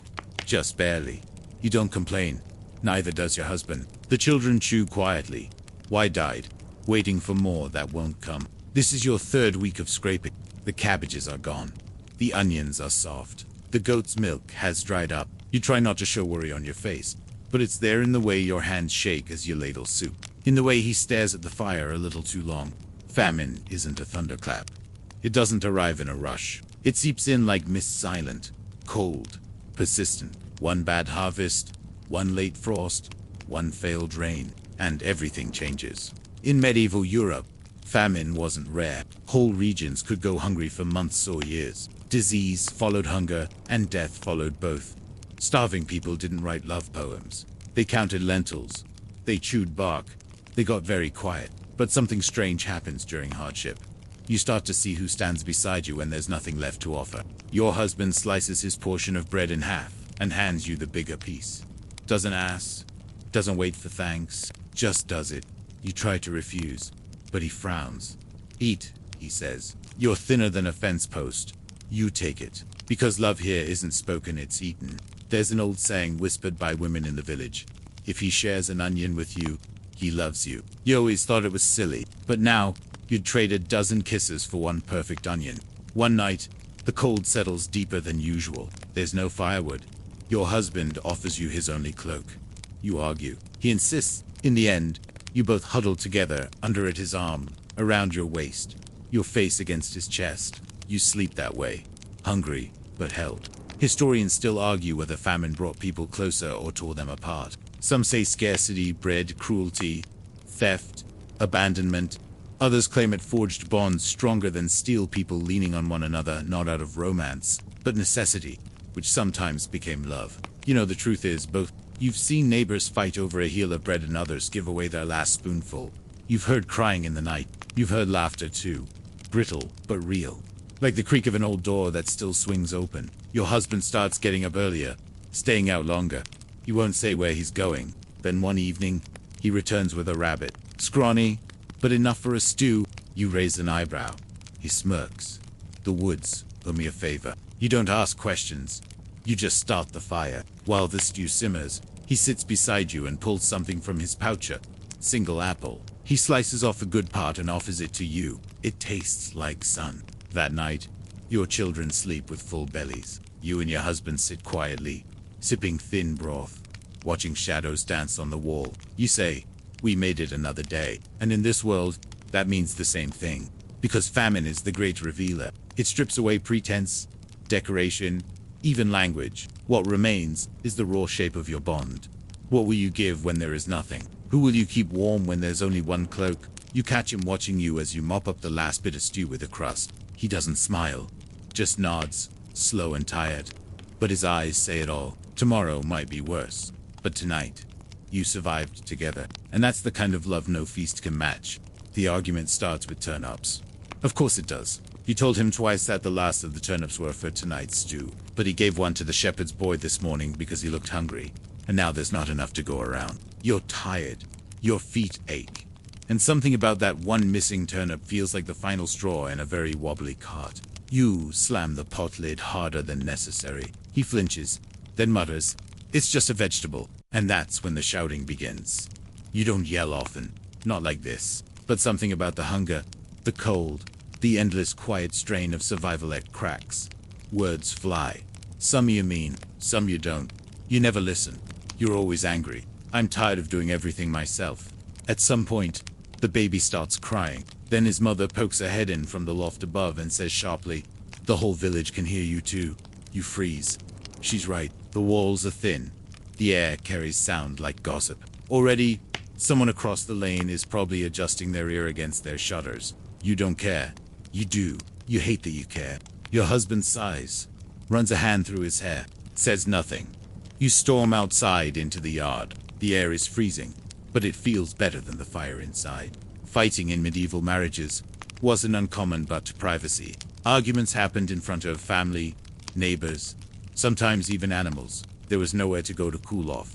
No doors to slam. No couches to sleep on. You sit on a stump, arms crossed. A dog barks in the distance. Someone nearby laughs, probably not at you, but it still stings. Then, behind you, the door creaks open. He doesn't say anything at first, just walks over and hands you something wrapped in cloth. You unwrap it slowly. A single turnip, slightly shriveled. From his secret stash, you glance at him, thought it was just a vegetable. He shrugs. Sows a rose. If you're not hungry, it's a terrible apology, which is why it works. Arguments in your marriage aren't loud explosions. They're quiet, simmering things, like stew left too long on the fire. But even here, in the cold, in the middle of winter, with no privacy and too many mouths to feed, You both keep coming back to the fire. That's what matters. You don't say sorry, neither does he. Instead, you go back inside, stir the stew, add the turnip, feed the children, sweep the floor. And that night, as you lie in bed facing opposite directions, you feel his fingers brush yours under the blanket. You don't pull away. There's an old saying your grandmother used to mutter, "A marriage that doesn't argue is already over." You never understood it. Now you think maybe it means the friction means someone still cares enough to push back. Historians sometimes reduce peasant marriages to economic labor partnerships, survival but love, even messy, angry love, leaves its trace. In shared chores, in a returned look, in a late-night whisper that breaks a long silence. Tomorrow, you'll apologize properly. He will too. But tonight, you rest with your backs just touching. And when the fire crackles low, he says softly, "I'll dig up another turnip tomorrow." You smile in the dark. Not because of the root vegetable, but because he heard you. And sometimes, that's all you need. Some days, love feels like talking. Other days, it feels like simply staying. You rise early again. No words between you. No playful banter. No good morning glance. The fight about a turnip is still that is cooled, but hasn't healed. The silence is thicker than the morning fog. You tend to the fire. He tightens the cartwheel outside. You both move around each other like ghosts, careful not to collide. But here's the thing about love in this life. Silence isn't always absence.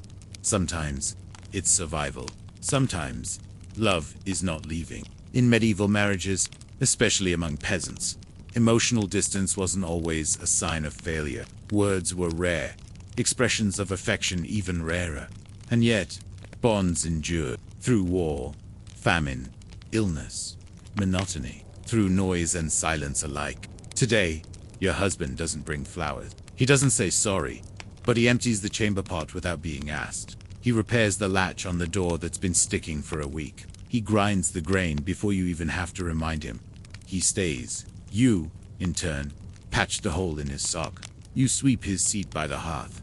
You cut his bread slightly thicker than your own. You say there's no apology spoken between you. But there's something else, a series of gestures, tasks, choices that say what mouths can't. The neighbors still talk. Not about your fight, that's old news now, but about the shepherd's new pig and whether it's curs. You overhear them while washing linens in the river. You laugh to yourself, not because it's funny, but because it reminds you that everyone here is carrying something. Some wounds you tend with others with silence and patience. That evening, while hanging damp tunics over the fire to dry, you finally speak. "Do you remember when we first fought over porridge?" He looks up from his stool, eyes tired but kind. "You said I stirred it too fast. You said I stirred it too much." He smiles faintly, and it still burned. You laugh. The sound surprises you both. That's when the ice between you begins to thaw. Not all the way. Not instantly, but enough for you to sit closer. He shifts. You lean. A moment passes, then two. You don't need to talk. You just need to be here. Still choosing the same hearth, the same stool, the same spoon of in, when you're too tired to hold it. Historians often focus on the events, the weddings, the deaths, the disasters, but the truth of a marriage lives in the quiet days, the in-between days, the days when no one sees anything worth writing down.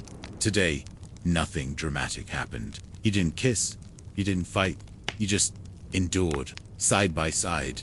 That's the shape of love here, not loud, not sudden, but steady. Like the drip of water from a thatch roof. Like the glow of embers long after the flame has gone. Tonight, he doesn't touch your hand, but he places a second blanket over your feet while you sleep. And when you wake in the dark, shivering, he's already stoking the fire. Still here, still choosing you. And in this quiet, that says everything.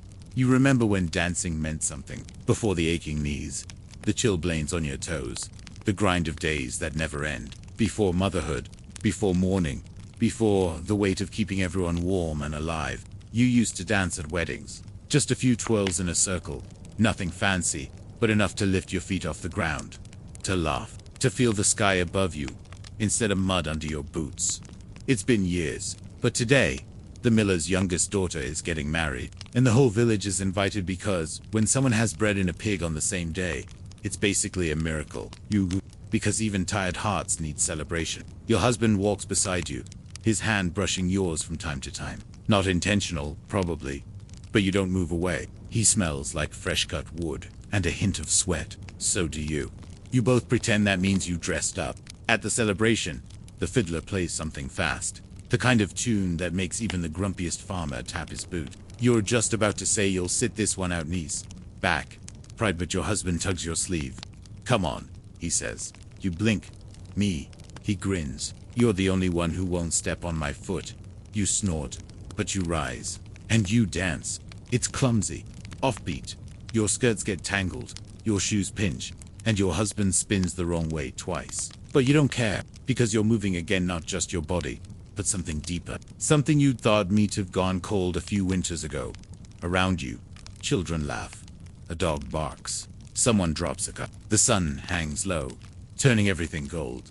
And for the first time in a long while, you forget your chores, your aches, your endless list of what's still left to do.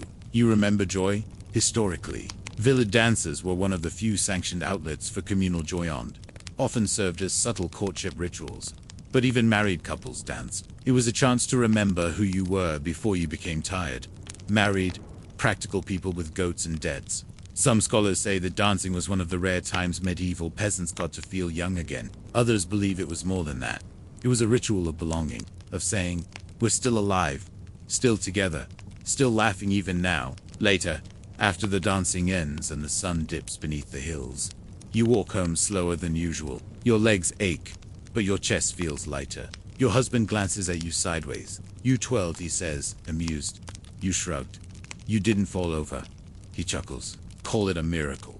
At home, after the children are asleep and the fires burn low, you sit by the hearth and remove your shoes. Your feet are blistered. Your back is stiff. He kneels in front of you with a basin of warm water. You stare. Don't argue, he says. Or, I'll do it badly on purpose. You let him. He washes your feet like they're made of glass. Not because he has to, because he wants to. Because sometimes, love isn't big, or loud, or even romantic. Sometimes it's just dancing when your knees say no, washing feet when your hands are rough, letting joy have a place even if it only lasts one song. That night, you sleep closer than usual. Not tangled, not passionate, just close. Like the way two hands settle beside each other after a long, happy day. And you dream not of chores or hunger but of dancing. And how he looked at you when The children don't knock. They never have. Just after dawn, two sets of small, bare feet slap across the wooden floor and leap into the bed without warning. One child wedges herself between your knees. The other lands squarely on your husband's stomach with a victorious shout. He groans, and just like that, morning has begun. This bed, if you can even call it that, is barely wide enough for two. But somehow, it holds 5 tonight. You, your husband, your 2 children, and the baby who refuses to sleep anywhere except across your ribs. It's cramped. It's sweaty. It smells faintly of turnips and wet wool, but it's yours. In medieval peasant households, personal space was a foreign concept. Most families lived in one-room homes with a single bed or, more often, a heap of straw in the corner. Privacy was impossible. Children were born, raised, and educated about life's messiest facts, all within arm's reach of their parents. Some scholars argue this constant proximity fostered closeness. Others suggest it caused tension, stress, and a general inability to breathe. Either way, it was the norm. You've made peace with it. Mostly your husband rolls over and blinks at you, hair sticking up wildly. While he says, "So much for sleeping in," you raise an eyebrow. You are snoring like a millstone. The children giggle. There's something beautiful about this chaos. About the way your son clutches a ragged doll made from old sock fabric. The way your daughter tugs your braid and says you smell like porridge and goats, which you take as a compliment. Breakfast is a loud affair. Breadcrumbs everywhere. Someone cries because someone else took the warm corner of the blanket. Your husband nearly chokes on his tea because the baby lobs a spoon at his face. And still, you wouldn't trade it. Well, maybe just the spoon part. Later that day, while sweeping out the dust and potato skins under the bed, you find a treasure trove. 3 pebbles, 1 snail shell, a bent spoon, and a clump of yarn. The kids swear it's their lucky pile. You smile and leave it alone, because, in a life this small, even a clump of yarn matters. Your husband starts calling the bed our ship, says you're all crammed in like rowers, steering your little vessel through storms and sleeplessness. You laugh, but it sticks. From then on, whenever the baby cries or someone kicks him in the ribs, he just sighs and mutters, "Rough seas tonight." There's a soft kind of intimacy in this shared exhaustion, a way of being close, even when you're never alone. You find yourselves talking more in whispers, late at night, after the children finally sleep. You awake, he'll murmur. Barely. You reply, I'm thinking about building a loft. Just a shelf, really, so we can breathe. Sounds like paradise. It never gets built, but the idea alone becomes its own comfort. Historians still debate how much affection existed in these busy, overstuffed homes. Some say children were raised more communally, that tenderness was scarce, survival the only priority. Others argue that love was woven into the daily mispast, hand to hand like crusts of bread. You know, the truth is somewhere in the noise. Because even as your back aches and your clothes stink of sheep, you feel something sacred in the way your husband reaches for your foot under the blanket at night, just to make sure you're there. One night, while brushing your daughter's hair by candlelight, she asks, "Did you love Papa before I was born?" You glance at your husband, who's trying to fish a potato from the stew without burning his hand. "Yes," you say. "I think I did." "Why?" You smile. "Because he let me have the warmer side of the bed." It's true, he still does. Even when the dog climbs in, even when the baby kicks, even when the straw pokes through the blanket like tiny itchy needles, he stays. And so do you. That's love in this house. Not space, but presence. Rain is coming. You can smell it in the air before it falls, earthy, tense, sharp like iron. You look up from your stitching just as the wind changes, carrying the scent of wet leaves and something older. Your husband enters moments later, dripping from a sudden gust, his hood flapping behind him like a deflated sail. The tithe collector's back. He mutters, "You freeze," not because you're unprepared, but because you're always unprepared. Every few months, the Lord's man comes riding in, dusty and sour, demanding what's owed. Grain, wool, eggs, coins, whatever you've got. It never feels fair. It never is fair. This time, the demand is specific. 1 bushel of barley, 3 eggs, and 2 lengths of cloth. You've already given the eggs to the midwife, and the cloth, that was meant for winter clothes. For the baby, you sit at the table, quiet, letting the unfairness settle in your gut like sour milk. Then, a thought. "We could say we're short." You whisper. "Tell them we gave too much last time." Your husband shakes his head. He'll count the chickens, check the stores. You meet his eyes. "So what then?" He pauses. "We hide it," he says. "Give them what they asked for, but keep back enough to get through the month. If they find it, well, they won't." You nod slowly. It's risky. It's necessary. And just like that, you both cross a quiet line. In medieval Europe, peasants were required to give a portion of their goods to their feudal lord, or to the church, offend both. These tithes were rarely flexible, and always felt heavy. Resistance came in whispers.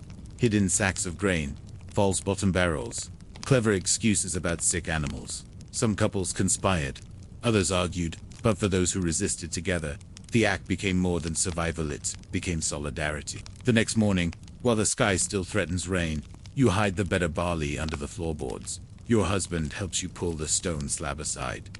Neither of you speaks, but the way he watches the door, the way he steadies your elbow, it's a dance of trust.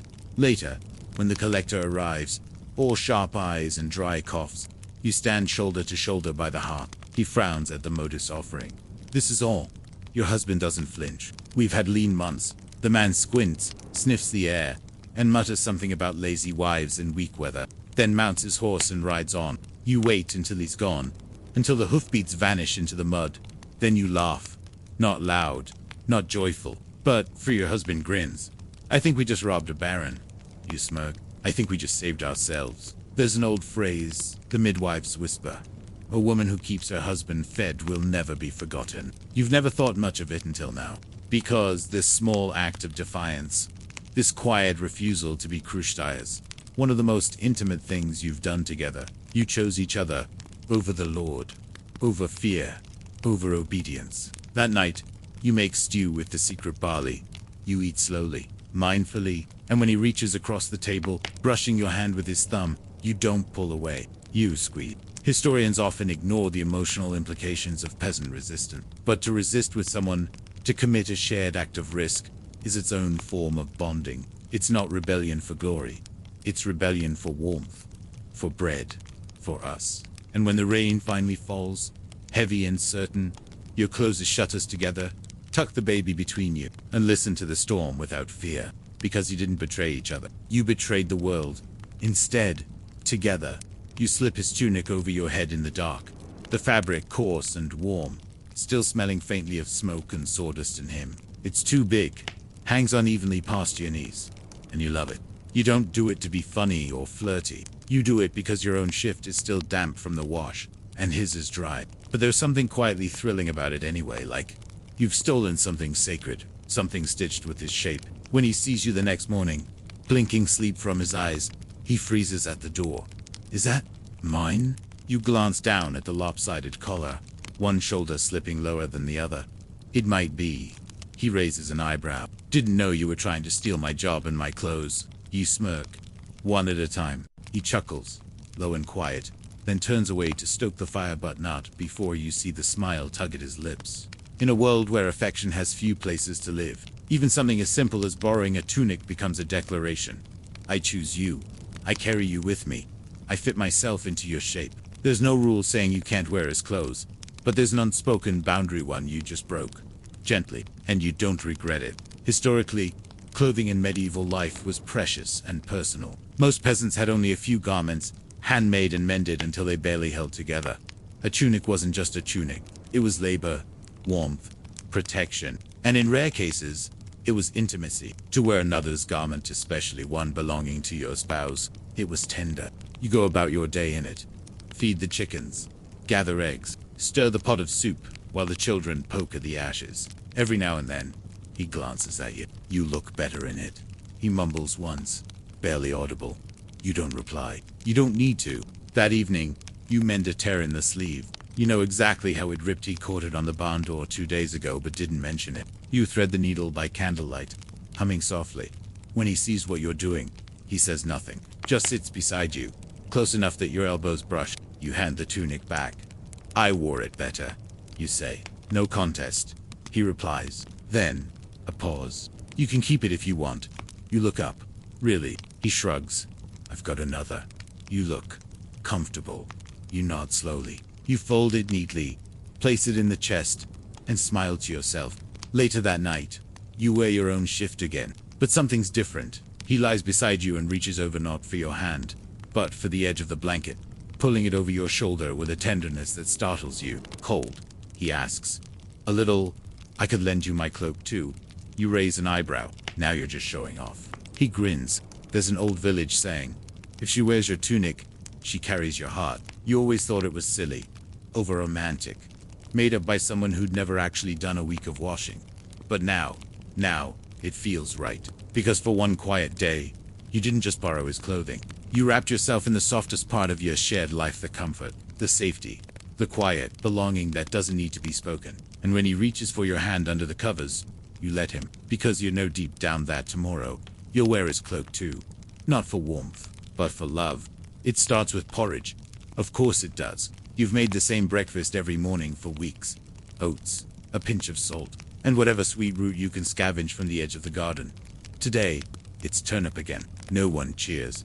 You ladle it into wooden bowls, still steaming, and sit. The children dig in like wolves. Your husband waits, as he always does, for the last bowl, the one with the thinner scrape from the bottom of the pot. But this time, he looks up and says, did you stir it with the flat spoon or the ladle? You blink the ladle? He grinned. That's why it tastes better. You roll your eyes. It tastes the same as it did yesterday. No, he says, taking another bite. Yesterday, it was sad. Today, it's mildly hopeful. You laugh, not because the joke is funny, but because it's yours. A rhythm only you to understand. That's what your mornings have become. Porridge and private conversations between whispers about the weather, a goat with a limp, the baker's terrible haircut. Nothing written down, but deeply important, all the same. In a world that rarely slows down, this 10 minutes of warmth and talk has become your temple. Historically, peasants had few luxuries, but meals, however modest, were often communal, ritualistic, and full of quiet meaning. Breakfast might be humble, but it was consistent, and for many couples, it was the only reliable moment of peace in the day. You treasure it more than you admit. One morning, your husband tells you about a dream. We were rich, he says. You had shoes made of velvet. You raise an eyebrow. He nods, scooping his porridge. And I had a cloak that didn't smell like sheep. You chuckle. Unbelievable. What can I say? It was a dream. Another morning. He's quiet. You ask, what's wrong? He shrugs, says, bad night. You don't press, but you add a few extra berries to his bowl. Anyway, the last from the dried stash. He doesn't need to, because this is what love looks like now.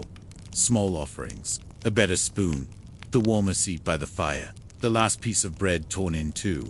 Your children catch on. One day, your daughter tries to whisper a joke into your husband's ear during breakfast. It's terrible, something about chickens and a shoe, but he laughs like it's the cleverest thing he's ever heard. Then he tells one of his own, equally bad.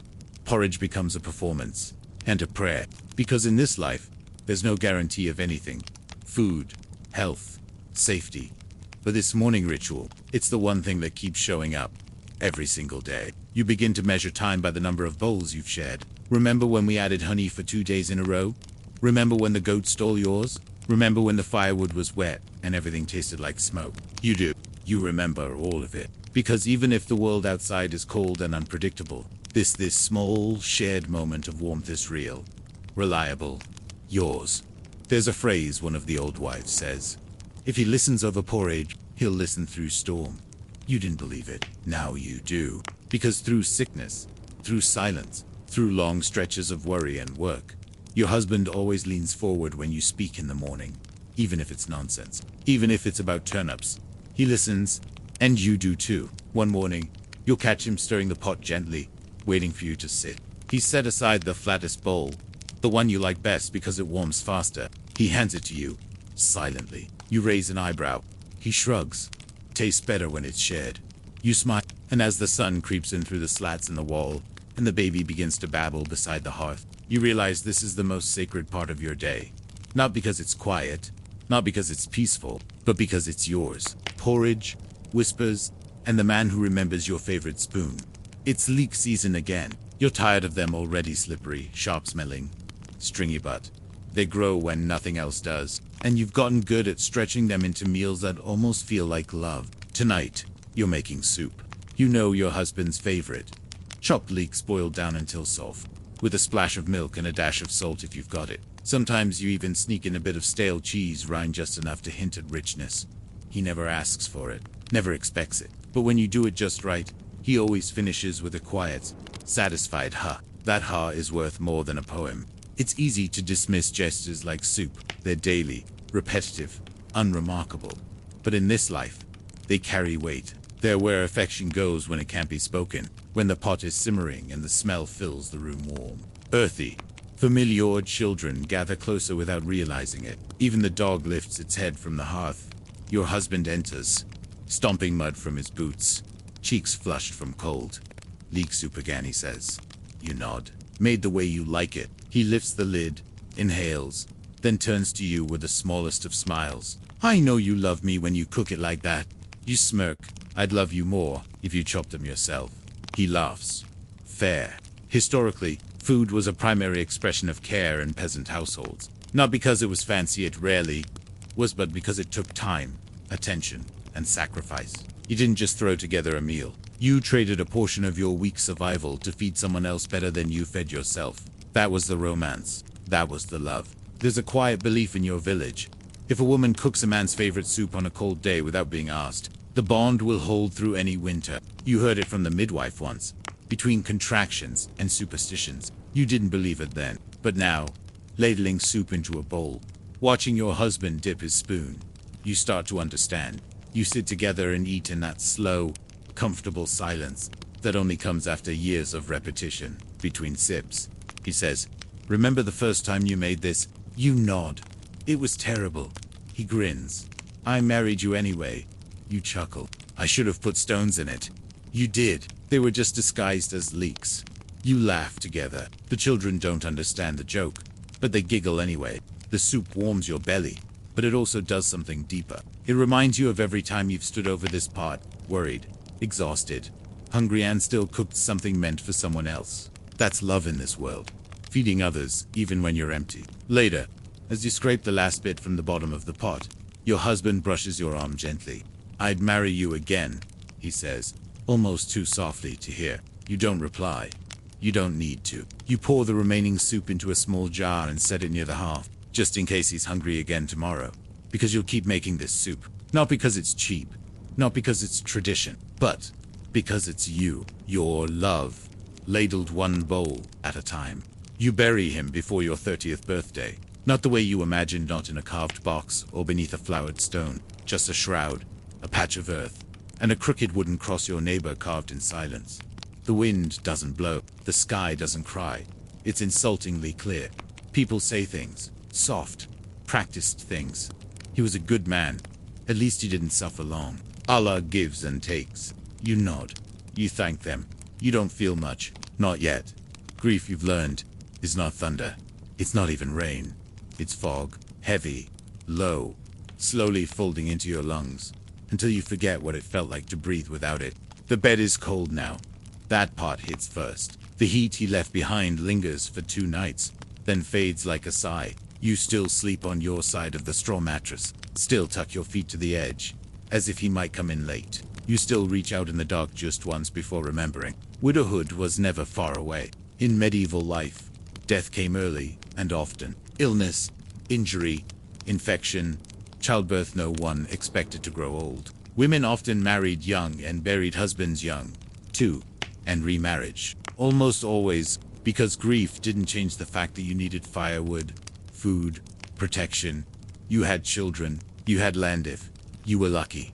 You couldn't afford to grieve forever. Your neighbor, Marta, visits the 3rd morning after. She brings you turnip stew and practical advice. You'll want to remarry by spring, she says. Before the planting starts. You don't reply. That evening, you sit by the hearth and pick at your bread. Your children sleep early. As if grief made them heavier. You stare at the fire until your eyes sting. Then you whisper so softly, even the flames don't hear it. I wasn't done loving you.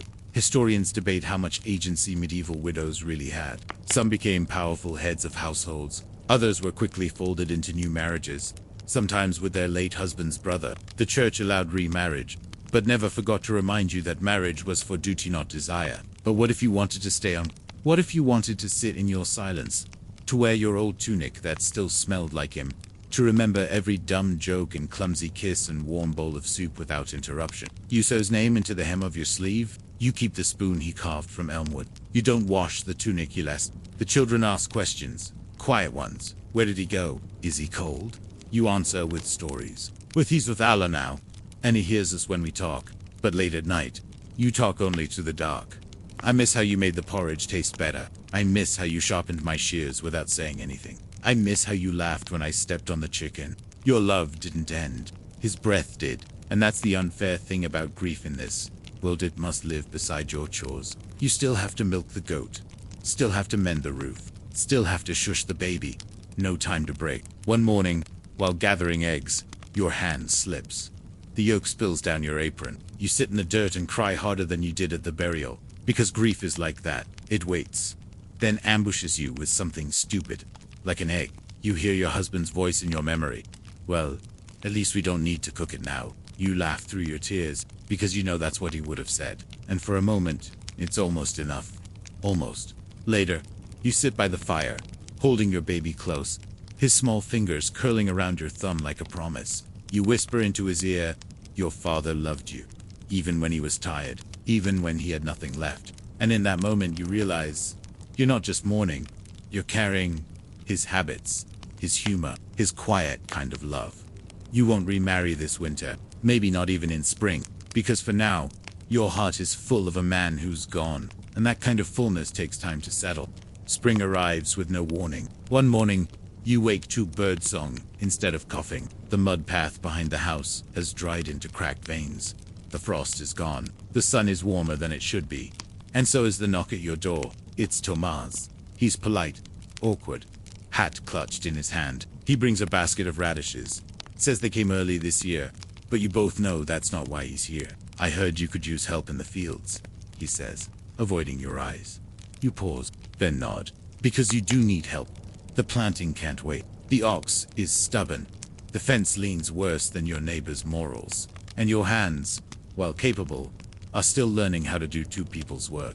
Tomas was your husband's friend, or something like it. They shared tools, ale, Arguments over the best way to stack firewood. He cried at the burial, quietly, like someone used to burying more than just friends. He doesn't ask about marriage, but everyone else does. The midwife, the baker, the woman with the smug goat. You're still young, they say. The house needs a man. The children need a father.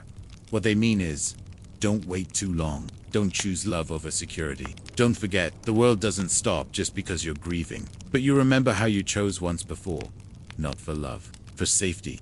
And what bloomed after that? Slow, quiet love that tasted like leek soup and hand squeezes in the dark. You wouldn't trade it for anything. So now, when Tomas offers to fix the fence, you let him. But when he offers to stay for supper, you pause. Then you say, only if you like burned pork. He smiles. My favorite. You both laugh. And it surprises you how easily it comes. Historians debate how often medieval widows remarried for affection rather than obligation. Some say it was rare, driven mostly by property, reputation, or pressure. Others argue that second marriages freed from the rigid expectations of first unions could, paradoxically, be chosen more freely. When you've already buried love once, you think harder before planting again. That night, Tomas stays outside with the children longer than necessary, showing them how to whistle with reeds. You watch through the window, noticing the way he stoops to listen, the way he laughs with his whole chest, the way he gives without asking. You make stew with the last of the lentil. When he comes inside, hands still stained green, he washes quietly and sits across from you. You eat in silence, interrupted only by the baby's hiccups and the soft scrape of spoons on wood. Afterward, he stands to leave, and then he hesitates. If you ever need anything, he says slowly, I'd rather you ask me than go without. You nod. Then he leaves.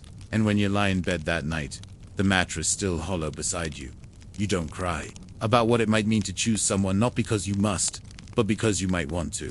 There's a saying you overheard once at market. The second sowing grows slower but stronger roots. You smile in the dark, because maybe that's what's happening now. Not a replacement, not just something new. Planted gently, growing quietly. You dream of a roof that doesn't leak. It's silly, maybe, but that's the dream.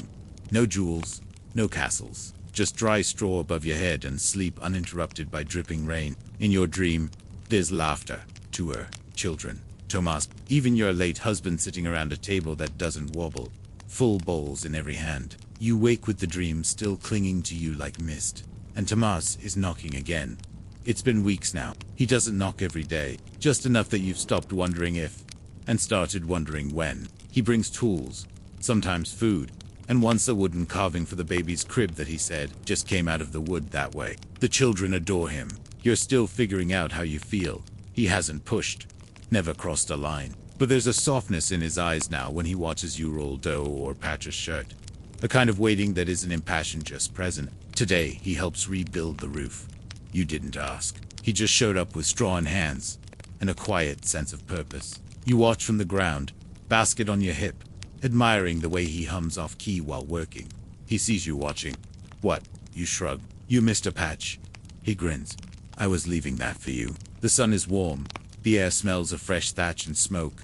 And for a moment, everything feels easy. Historically, widows who remarried often had to navigate the suspicions of neighbors and the judgments of the church. Was it too soon? Was it proper? Did she truly mourn? But folk sayings often told a different story. A widow who laughs before the year's end is ready for another hand. You haven't just laughed. You've sighed with relief, smiled without guilt. And yes, caught yourself humming again while stirring stew. You're not rushing, but you're no longer paused. That night, he doesn't leave right away. The fire's still going. The stew pot is nearly empty. The children are asleep in a tangle of elbows and blankets. Tomas stands at the door, his hand resting on the latch, hesitant. You watch him. Stay a little longer, you say. He does. You sit across from each other in the flickering firelight, not quite touching, not quite apart. I'm not trying to be him, he says, staring into the flames. I know I'm not. You nod. I don't want you to be, you say. Silence settles between you. But it's not heavy this time. I'm not ready for a wedding. I'm not ready for anything you don't want, he replies. And there it is. Not a proposal, not a promise. Just an agreement to walk beside each other and see where the path goes. You think of the tunic your husband left behind, still folded neatly in the chest. You haven't worn it in weeks, haven't reached for it in the dark. That 2 is a sign. The love you had hasn't faded. It's just resting, and maybe someday it will live again in a different shape. One not carved in grief, but in choice. You rise. He helps you clean the bowls. And as you hand him a towel, your fingers brushes, not by accident, and not for long, but long enough. There's a saying the shepherd's wife whispered once. Grief plants the seed. Love waits for spring. You didn't understand then. Now you do. And the roof, it doesn't leak anymore. You find the tunic by accident, buried at the bottom of the chest, wrapped in the same cloth he used the day he passed. You'd almost forgotten it was there almost. It still smells faintly of smoke and wind in the worn leather cord he used to tie his tools. You sit on the floor, tunic in your lap, the morning sun slanting through the slats above. The house's quiet children out, gathering kindling with Tomas, who offered without asking. You traced the stitching on the sleeve. Your stitching, the tiny imperfection where you pricked your thumb that winter, before he got sick. The patch where he caught it on the fence and laughed when he scolded him. You don't cry. Not today. You smile. It's a quiet smile, the kind that lives behind the ribs. You fold the tunic again, this time slower, not with grief, but with gratitude, and you place it back in the chest, not as a wound, but as a relic, a part of your story that shaped you. Later, you'll walk the edge of the field with Tomas. He doesn't hold your hand, doesn't need to. The space between you is full of something softer than longing and stronger than fear. Do you ever dream about them, you ask? He nods. Most nights, especially when it rains. You both pause. I dreamed he was fixing the cart. You say, but when I looked closer, it was you. He glances over. Did I do a good job? The best? You keep walking. In medieval life, grief was not linear. It looped and tangled, returning in waves. The church prescribed rituals. Neighbors offered sayings. But the reality was this. Everyone mourned differently. And sometimes, you grieved and loved at the same time. Tomas points to the edge of the clearing. You ever think about building another room? You raise an eyebrow. Why? You planning to stay? He shrugs. Might be nice. If you don't mind the snoring, I'll survive. There's no declaration, no kiss. Just a shared look, like two people standing at the edge of something, not ready to name it, but no longer afraid to step toward it. That evening, as the children curl near the fire and the stew bubbles low, Tomas hands you a bowl. You notice he's holding the flat one, the one you used to keep for your husband. You don't say anything. You just take it and eat slowly, because love, like hunger, returns whether you expect it to or not. After dinner, you light a candle and read the small scrap of parchment your daughter scribbled on earlier. It's crooked and smudged. A drawing of 5 figures under a roof. You, the children, Tomas, and one scribbled dog with legs too long. At the top, she wrote, home.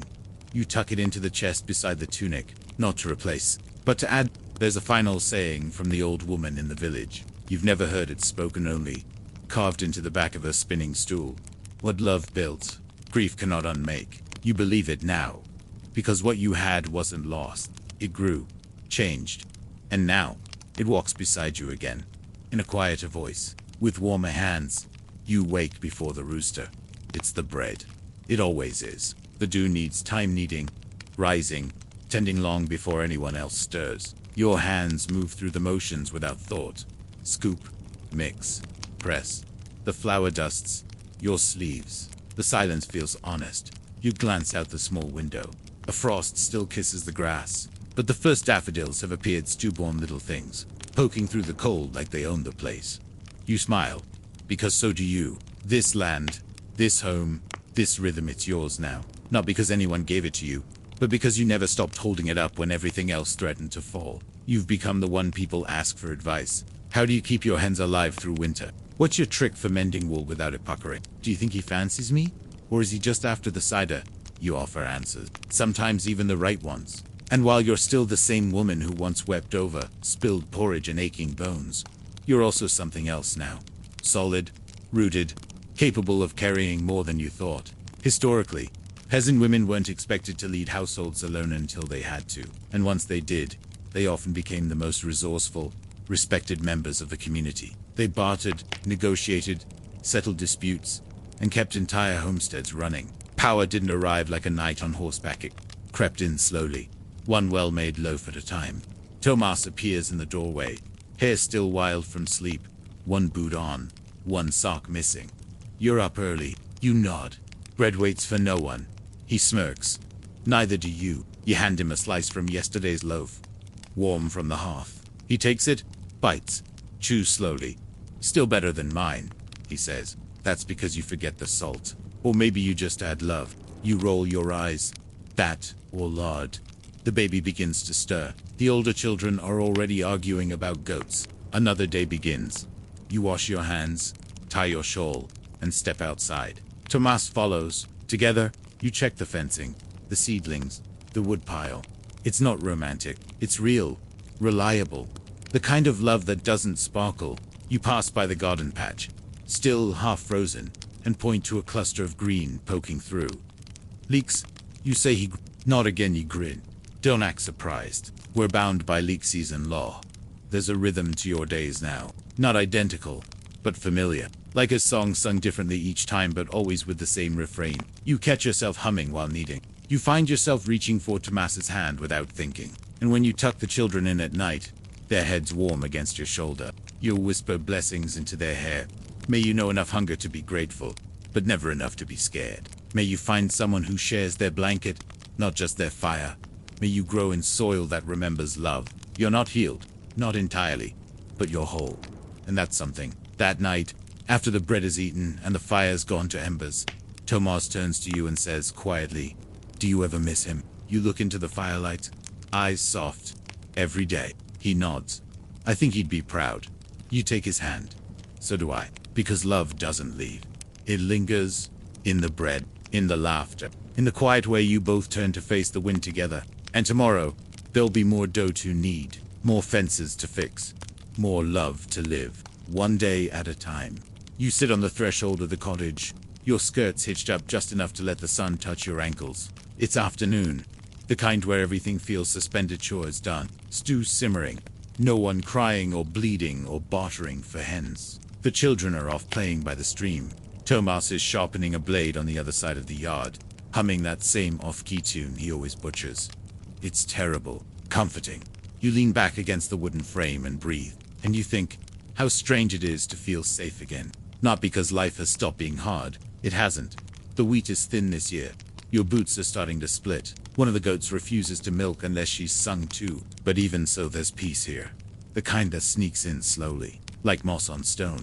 You remember a time not so long ago when sitting still like this felt wrong. Like idleness was dangerous. Like the second you exhaled, something would fall apart.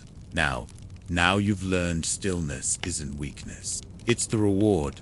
Historically, peasant life was a loop of work, not a ladder of progress. Time didn't stretch forward in dreams of retirement or riches. It circled, season to season, birth to burial. But within that loop, people carved out moments of rest, small rituals of satisfaction, shared pauses. Today is one of those. You call out to Tomas without looking up. You're humming the goat song again. I am not. You are. She's going to think you want to be milked. He chuckles, the blade pausing mid-stroke. Then she's in for disappointment. The breeze picks up, lifting the smell of earth and sweat and something baking. You think about how different things feel now, not just the house or the routine. But you used to think love was something loud, big, certain. Love is staying through the seasons, carrying water when the bucket leaks, quietly changing the bandage without mentioning how bad it looks, letting someone grieve and grow at the same time.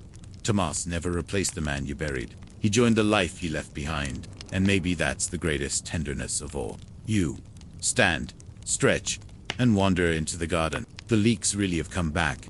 You crouch to pull a few. Dirt clings to your fingers, dry and familiar. Tomas walks over, wiping his hands on his tunic. Planting more. Always. Need help. Always. He kneels beside you, his shoulder brushing yours, and you both work in companionable silence. Two bodies bent toward the earth, anchoring something that will feed you both. A hawk circles overhead. A dog barks far off. The sun slips lower. And for the first time, you realize something profound and terrifying. You're happy. Not because you forgot the past, but because you let it shape the future. There's a carved saying on the church door at the edge of the village. You never paid it much attention, but now it floats back to you. In the turning of the wheel, we find our way home. You press your hand into the soil, feeling the warmth of it. Maybe this is home. Not just a place, but a person beside you, and a garden that still grows. You stand in the middle of the room, arms crossed, head tilted, and you frowned at the wall. It's been leaning for years, just a little. Not enough to but the crack near the top has widened, and the draft now whistles through with the tone of a judgmental aunt. You tap your chin. I think we need to fix it before the baby gets older. Tomas squints at the wall. He's still chewing buttons. I think we have time. You look at him. He crawled into the hearth yesterday. Tomas stands up. All right, we'll fix the wall. He doesn't argue with you much anymore. Not because he's given up, but because he's learned what matters. You've both learned. Really, you listen now. And that's half the battle in any love worth keeping. You remember how hard it used to be to ask for help, how it felt like failure, like weakness. Now, it feels like partnership. He lifts the beams.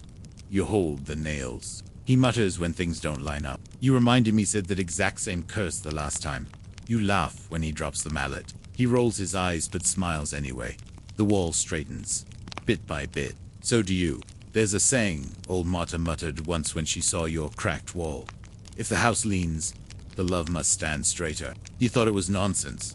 But now it feels like scripture. Medieval couples, especially those who married later, often had a surprising amount of collaboration in their home lives. The church still idealized male authority, but daily survival left little room for pride. If you were both still breathing by harvest, you'd done something right. And you're doing more than surviving. You're building again. Tomas doesn't suggest marriage often. Maybe once, jokingly, when the goat tried to eat your hair. You didn't say yes, but you didn't say no either. He doesn't press. He just stays. You finish the wall. It's not perfect. Slightly crooked, but solid. He brushes sawdust from your sleeve. Not bad. You nod. It'll do. That night, the wind doesn't whistle. The house holds firm. And you dream of things that aren't haunted by absence, things like planting plum trees, teaching the children to read, maybe finally fixing the cartwheel that's been threatening revolt for 2 winters. When you wake, Tomas is already up, cradling the baby in one arm and attempting to tie his boot with the other. You're terrible at knots, you murmur. I'm teaching him early, he whispers, how to ignore criticism. You roll your eyes, get up, and help him with the laces. This is love now, a quiet fixing. A shared breakfast, a wall that doesn't let the cold in. You once measured love in fire and ache. Now, you measure it in dry socks and stable foundations. And honestly, it's better this way. You light the lantern before dawn. Same as always. Only this morning, there's a hush that isn't just quiet, it's reverent. The kind of silence that feels like something's about to begin, or end, or change. You pause in the doorway, holding the lantern high. Your breath fogs in the chill. You wait. Tomas appears with a bundle under one arm, a little cradle, hand-carved, with a blue cloth draped neatly inside. You recognize the stitching. Yours. From long ago, back when you first thought of love as survival. Now you know better. Love is preparation, anticipation, tender audacity. The new baby is due soon, and this time, it's different. Not because you know what to expect, but because you know who will be there. You and Tomas haven't spoken vows. Not formally, but everyone in the village treats you as bound.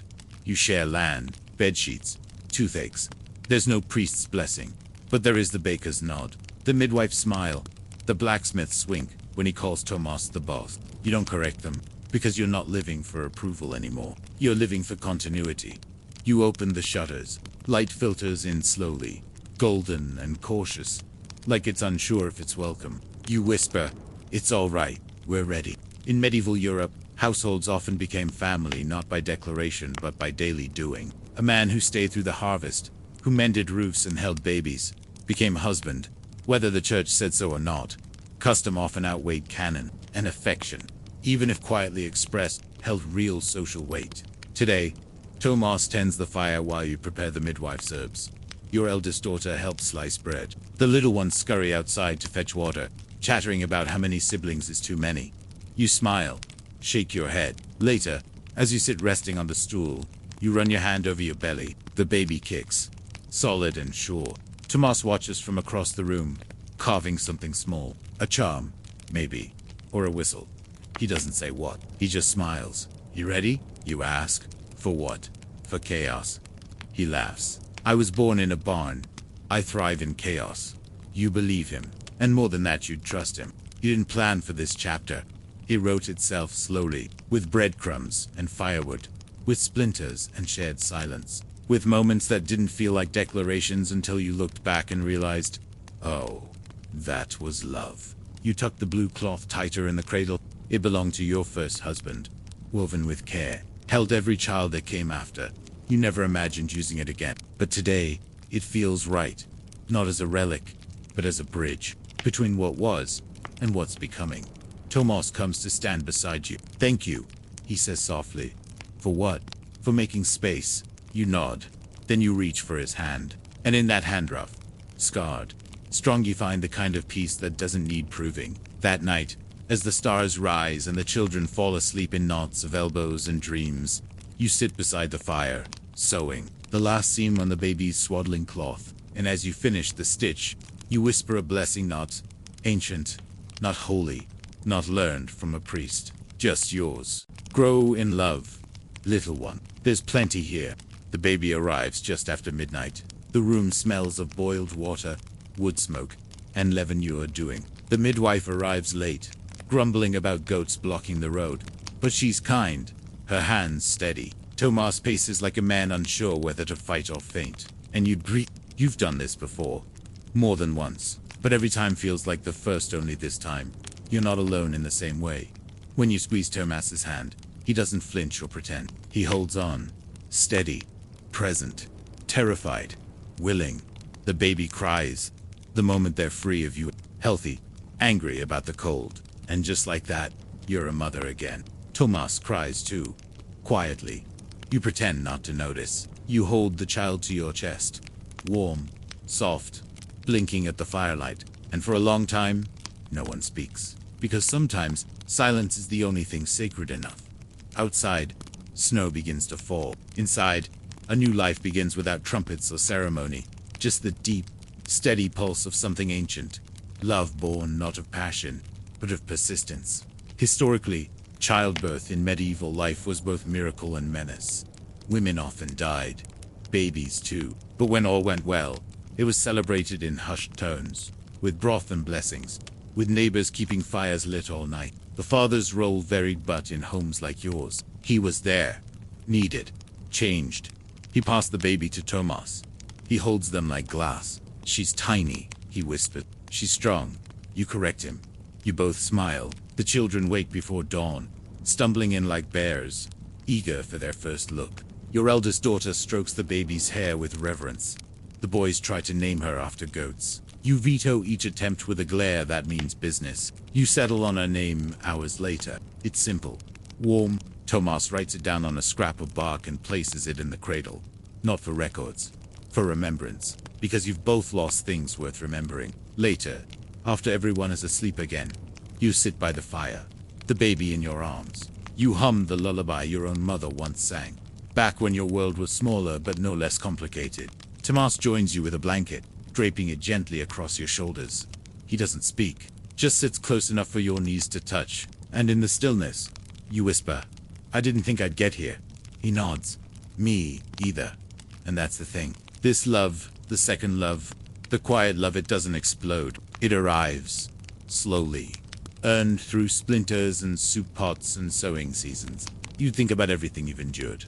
The tunic, the grave, the leaks, the laughter. You didn't survive love, you grew with it. And now, in a room filled with breath and bread and family, you know this isn't the end of your story. It's the softest beginning yet.